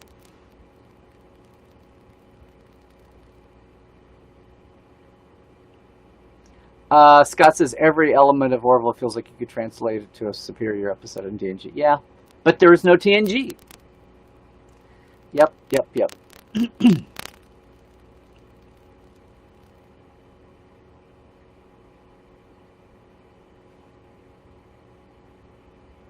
Trek on the Tube. My review says my review on Easter eggs video is coming today. So many Easter eggs. No, those aren't Easter eggs. That's using the franchise. I know, the bits on the Ready Room shelf, that was Easter eggy. Yeah. Again, everybody's Easter egg videos and lists used to be me taking notes on a show to put into the database. I had no idea I should have sold it as a series in the 80s and 90s. Here's Larry taking notes. The Vulcan neural implant, yeah.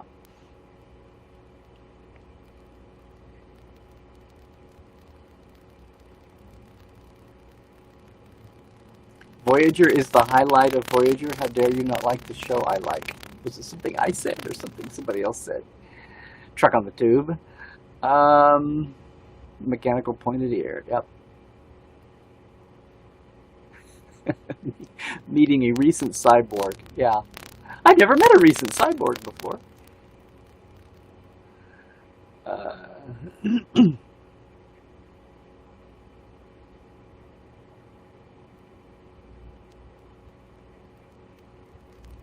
Okay, what are you seeing? Robert McLean you mean that? You mean that? That's the cover of Aaron and Chris's book, the animated series guide. If that's what you mean. If that's what you mean.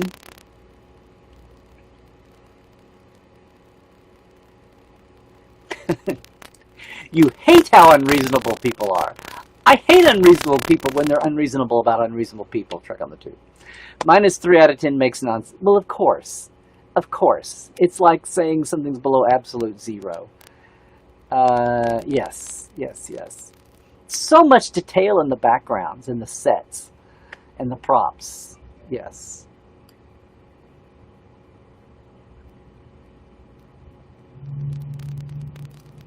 Dan says, try telling that to my comment about you're talking about marketers who are writing text on boxes. They're not fans, and they're not anybody from the production. It's people down the food chain. I know, you're laughing. You're laughing. You wonder about marketing, and did you ever see anyone with a production do face palms and scream when they saw what the trailers and the promos look like? Yeah.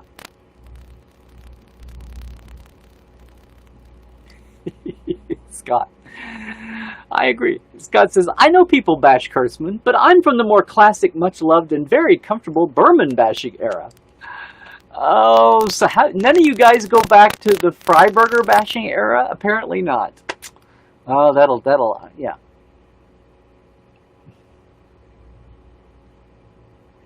Truck on the Tube says, I would argue that Perfect Humans went away in DS9. Yeah, aside from the fact of Janeway always holding up for the right thing to do in a bad situation, even when she didn't, and then when you could contrast it with Ransom, right? Captain Ransom. Not our Commander Ransom, but Captain Ransom in the Delta Quadrant and his crew.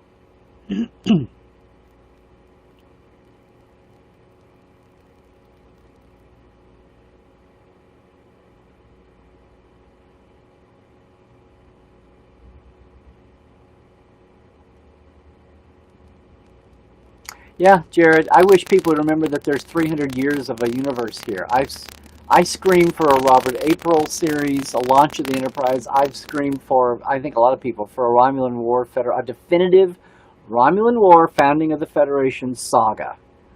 And it needs to be more than, it could be a mini-series or a one-season arc or something. And I would love a mid-Kirk Picard series. I would love a mid-Archer Kirk series. Lots of things we could do. I would love a series set on some of the member worlds. I would love a Star Trek West Wing type thing set in the halls of the Federation. It goes out to planets. Don't just have it be ship-based. But yeah, I'd love to see the Ambassador Corps out running around doing things.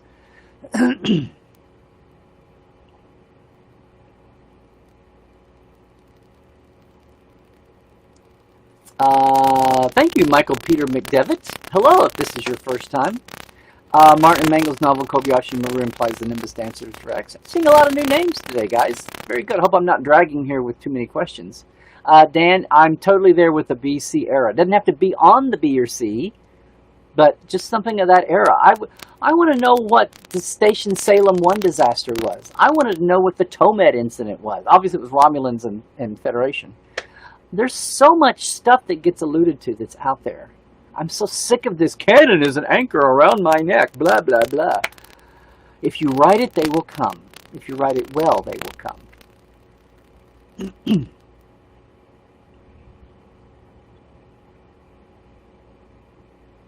Oh my God, your cousin scanned his entire encyclopedia as PDFs? Wow. Okay, John X, you've thrown me an Instagram link here that I cannot leave to go look at.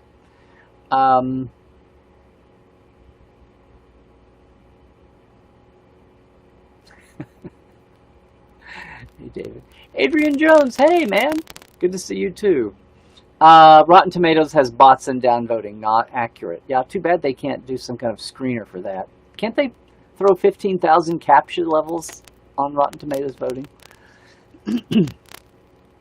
Ah, Tim, Klutzman Trek, that's very clever. I instantly know where you're coming from.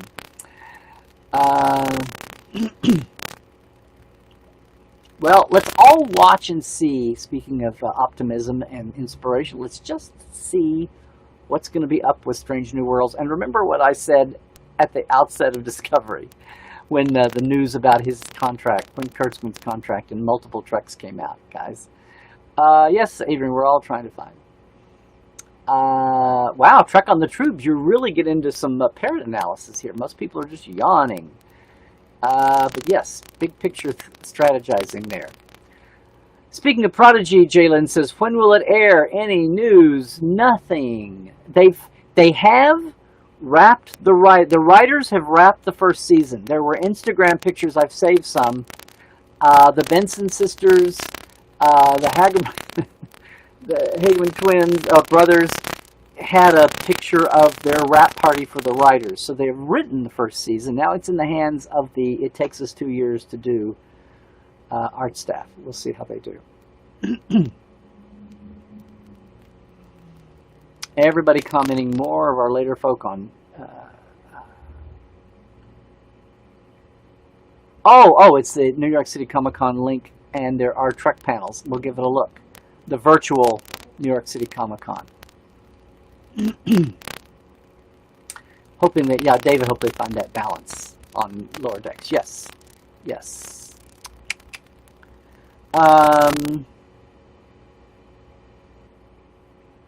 Yeah, Trek on the Tube. I'm totally kidding. Yeah. Everybody's impetus now to do videos of Easter eggs was my whole impetus from day one, only we turned it into concordance updates. Yeah, it was all verbal written. But yeah, exactly. Their world building. Again, Easter eggs makes them sound like cheap and frivolous, and a couple of them are. But so much of it is like, use the universe, Luke. Yes. Thank you, Rose, for subscribing.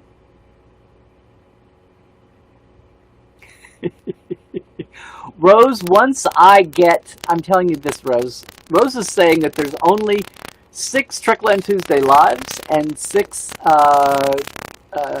life support lives on my YouTube channel. Now there are some older there's 60 or 70 interviews up there, Rose, just so you know, but that you can go back and look at. But when I get my iMac in and I can edit again, hardcore, I'm going to take a lot of older Trekland Tuesdays lives and cut them down to where they're just the soapbox at the beginning, not so much the question and answers, and post those. There's 3 or 4 I especially want to do. I want to do the one about bots and trolls, Russians, robots, and reflections. I want to put up Who Mocks the Mockers, who will be the little YouTube stars of tomorrow who will come up and beat back the toxic tubers. And that was right on about the edge about everybody. A lot of them started to break through. And about the time I thought, gee, why am I not on YouTube? Stupid me. We started to get there. Maybe that's not a blooper. Maybe it's a mirror Boimler. Oh, Scott, there you go. Texture, not trivia. Okay.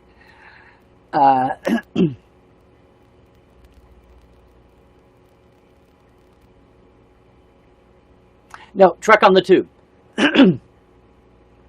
They're not talking about reviews where people put it. They're talking about the cheap reviews, the one-off reviews on that drag the scores down on Rotten Tomatoes. I knew what they were saying. No, they're not talking about you guys that put tons of time and effort and energy.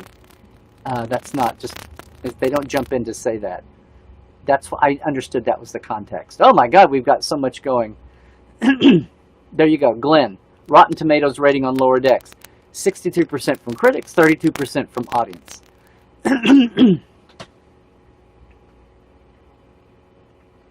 And yes,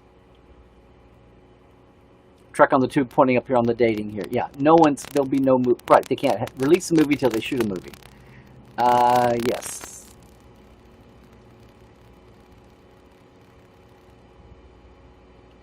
Oh yeah, she'll have to go direct the Game of Thrones spinoff, but that maybe I don't have to.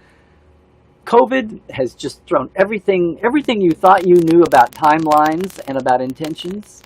This is like a writer strike and 9/11 and a stock market crash all rolled into one.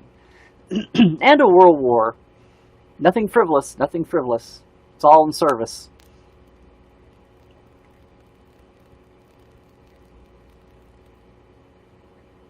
Micah, you're welcome. And welcome to Trekland, Micah. Please check out all the rest of Trekland and Larry Nemecek and all those things I said.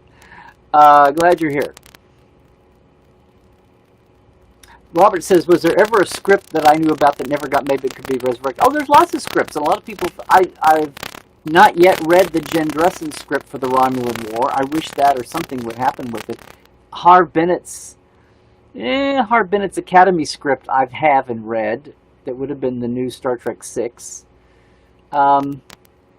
Would have gone down interesting ways, kind of self-contained. I mean, they could be resurrected, although 09, he was pissed a little bit, but he was in failing health when they made it. 09 kind of went over the same ground that it did, although, of course, it was Kelvin. You could technically say his could be prime.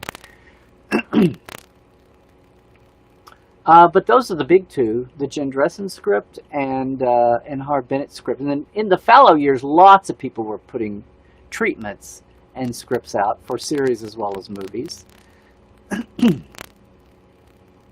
Wow, so many comments today, guys.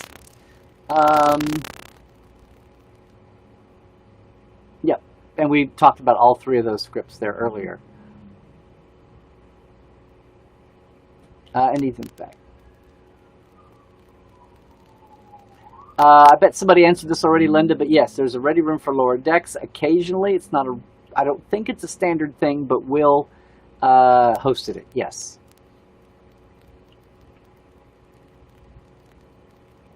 And there we go.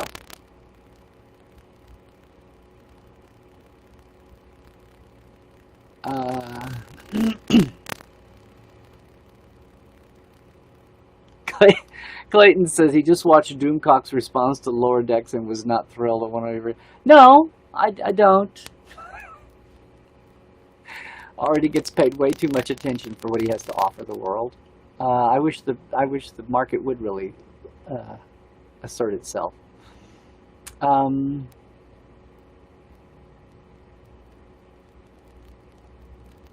you go. A ready room after the 6th episode. So they'll do one and the midway, they'll do the first 5 and the last 5. There you go. Apparently.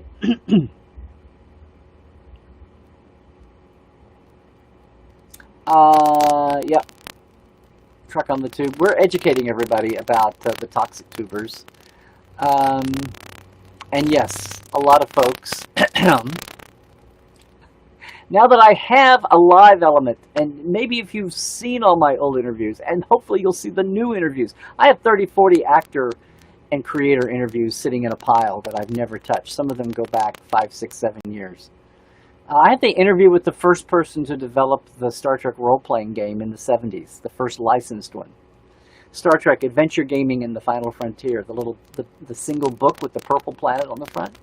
I need to get that out there for the gamers. History, yeah. They aren't canon until they are. Ask Hikaru Sulu and Nyota Uhura. Yep. Good point, Jared. We were in a discussion here about canon.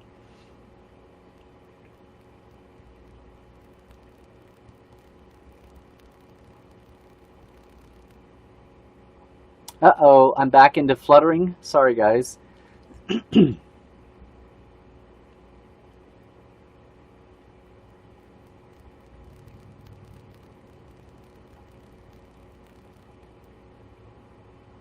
Yes, important distinction there. The fan votes are irrelevant, and they're corrupted.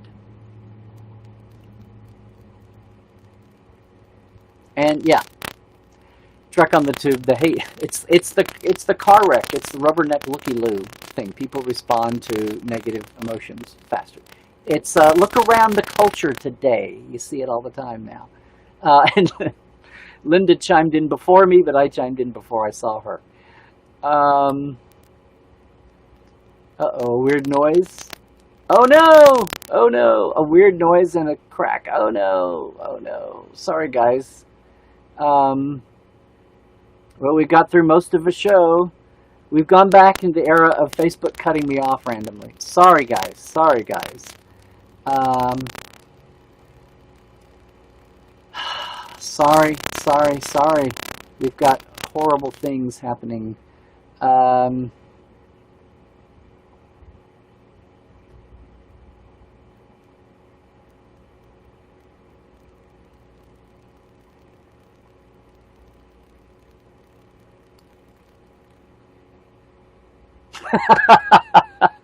sorry if I'm breaking up, guys, but I'm laughing at Frank here.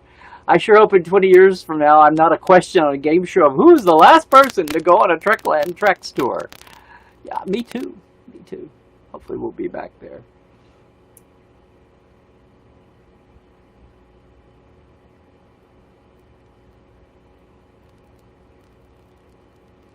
Sorry, guys. Maybe it will snap back.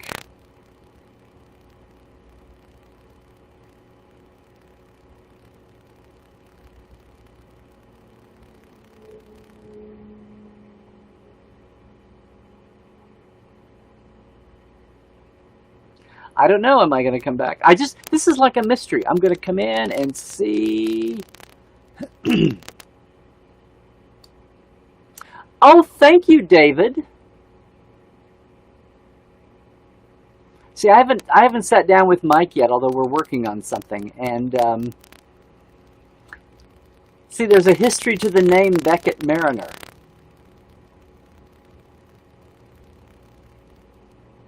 Okay. Serving on the D. There we go. That's an awful long stretch, though. That would be 64, 65, 66, 76, 69, 70, 71. Okay. Yeah, it's 71. That would be 9 years. How old is she? That would be, in real terms, 9 years before Lower Decks. So she is the world's oldest ensign. She's 32, 31. Interesting. Yeah, I'm hearing we've got all kinds. I'm going to zoom through these guys. We will see Captain Ransom's younger brother, oldest son. I know, I wondered about that.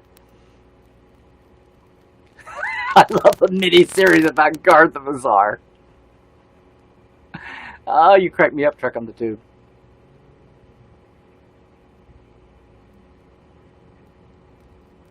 Right, Clayton, George. The only good thing Freiberger didn't kill was Beast from 20,000 Fathoms, of course. Freiberger, Pepsi. Very funny, Glenn. I got that. Well, Ethan says fans get spoiled by earlier Trek being perfect all the time. Early Trek was not perfect all the time. Everything gets rosy. The lens of sentimentality. Once there's enough of a mass, we can see all the best and kind of forget that. It's like all your relationships with people. There are times when you want to clobber somebody, and maybe you did. But as the years pile up, you remember the good times, not the bad. Unless that was the overwhelming true flavor of the thing. And look, every Star Trek series gets rosier in its fans' eyes the more time passes. That's why it's so painful to watch the hate on these shows. There's a time to affect the creation of the shows. Feedback. But you can't offer feedback if you go into battle axe. You can't go in with wide field phasers on disrupt and dematerialize. Yeah, President Archer, NCIS Enterprise. Yes. See, Station Salem 1 to me was it's kind of become Starbase 1 in a lot of the non-canon, I think Dave's book it was, and Starbase 1 has been the initial surprise attack of the Romulan War. In my old wish for headcanon, Salem 1 was the surprise attack of the Romulan War. But it could be Cardassian First Contact. Although Cardassian First Contact keeps getting pushed back and back and back every time they retcon it into Discovery. Or even DS9. Yep. Okay, sorry guys. Are we there?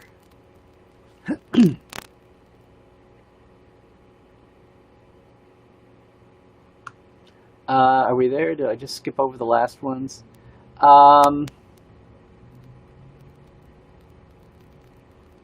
It'd be great to see Bacula back as captain. Yeah, I'm zooming through here. Star Trek Spoonhead's racist. According to who? And who's not doing the propaganda of war? Mark Alimo in a dress.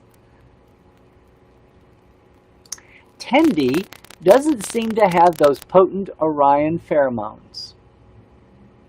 Well, it's been... When was the last time we saw a prime universe Orion? Did we ever actually see green screen Orions in DS9? Or just hear about the Orion Syndicate based on Orion? Enterprise, yes. Kelvin movies, yes. Discovery, Kirk era.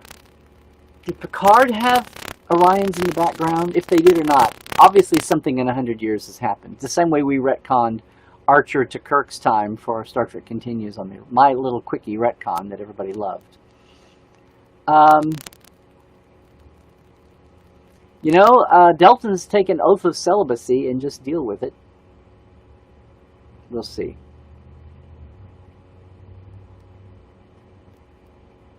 Yeah. Don't know if I'm still crackling or not. You guys are having a good time in the conversation here. Let's see. Bring back Trip. Yeah, you can retcon all kinds of things later. You could even retcon a dead Vulcan 2 years later. Sorry guys that we are crackling.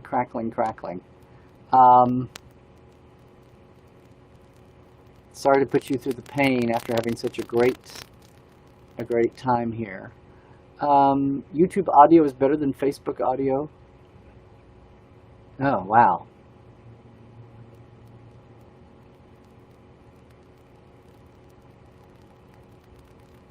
Thank you, Jared. It's restreaming the host computer.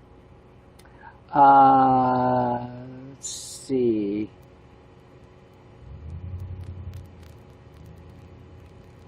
Thank you, Jared. The longer the stream goes, the worse it will get due to more stress on the processor on the machine that's hosting the stream. And that would be mine. So I'm going to wrap this up really quick, guys. You guys can keep the conversation going. I'm going to wrap it up here real fast. If anybody, Jerry O'Connell has made it into Trek. Yes. No, they stayed away. Guys, Berman had a thing about solid-colored painted, Andorians became Bolians, and that was the extent. We were not going to see Andorians, aside from the couple that Mike Westmore slipped in as experiments, the first take on that. So, guys, I just want to say, let's wrap up the questions. Yep, we're there. I've apparently crackled everybody out of existence. So I just want to say one more time, thank you to all of our... Thanks to all of our TTLers and the club and our live wires. Thanks, guys, so much. I gave a shout out earlier. There you go. If you want to be a Patreon, of Trekland Live. It's patreon.com/Trekland Live. It's just a simple $5, $10 a month. You sign up, they take it out at the end of the month. You can look around and see some other great creators that you might want to support as well on a project by basis or subscribing ongoing. And this week, already up, if I can ever find it, yay. The Trek Files is up. We've got the biographer for Angelique Pettyjohn, right? Shana from Gamesters of Triskelion with the original opening pages of the story doc, Gamesters of Pentathlon, and a talk with an author, academic professor, an author who knew Angelique the last 10 years of her life and wrote a book about her life, and some amazing facts that you will not know about. In fact, it was too much for one show. So watch part 1 this week. Part 2 will be up next week, guys. Over on the Trek Files, the only podcast that gives you paperwork with it. Not a quiz, just a lot of fun documents out of Gene's files. Over on Facebook or podcasts.roddenberry.com, where the rest of the RPN, Roddenberry Podcast Network, can be found. And if you can hope, if you are new to hearing about Life Support Live, please try to join us. 10 a.m. Pacific, 1 p.m. Eastern, 6 p.m. British Summer Time, 7 p.m. Central Eastern Time on these same channels. Larry Nemecek's Trekland on Facebook and on YouTube. That one is processing out of Ali's computer through Ecamm to restream, so we don't usually get into this kind of situation. But we go boldly through uncertain times, taking a mental health issue through a Star Trek lens. We geek out and give you some help at the same time and have a lot of fun doing it. Next week's issue, we have a Facebook page. I wish you would go and like and enjoy, and check out the poll. Some weeks we do that. This week we're looking at a family issue. We have to figure out what we're doing, Ali and I. But join us, it's always fun. We have a great group, and a lot of folks here today are with us there. Otherwise, guys, if you stuck with it and you came to us on YouTube, hey, that's my Twitter handle, just at Larry Nemecek. If you're with us on Facebook, at Larry Nemecek's Trekland, that's my Instagram. And of course, if you enjoy the Trekland way, if you enjoy having some sanity and clarity and the big picture in your Star Trek every week, come join us and have a mini-con every month. Pandemic, lockdown, or no, we've been doing it for 5 years virtually with guests and roundtables, creators from Star Trek that you've never heard from, and pieces from my archives you've never seen before. That's Portal 47. It's real simple, easy to go to, portal47.net. You too can be a Star Trek fan who will find out how much Star Trek you had no idea about. Again, sorry for the crackle there at the end. We're going to get on that. I can't wait to have my new machine in a few weeks. And most of all, I can't wait to see everybody later on. Hopefully Saturday with us again, if you can. If not, check out everything Trekland. Subscribe on YouTube. Ding the bells, all that stuff. Jump in on the Trekland page if you're not just a liker there. And join, post, whatever you want to do there. It's pretty open-ended. We have a pretty good group, I would say. A lot of the abuse that goes on elsewhere is not there. Once again, guys, I'm going to leave it with you. Thanks so much for joining us. Just, yes, please, stay healthy. Be smart. Stay woke. Check your sources. And most of all, trek well, everybody.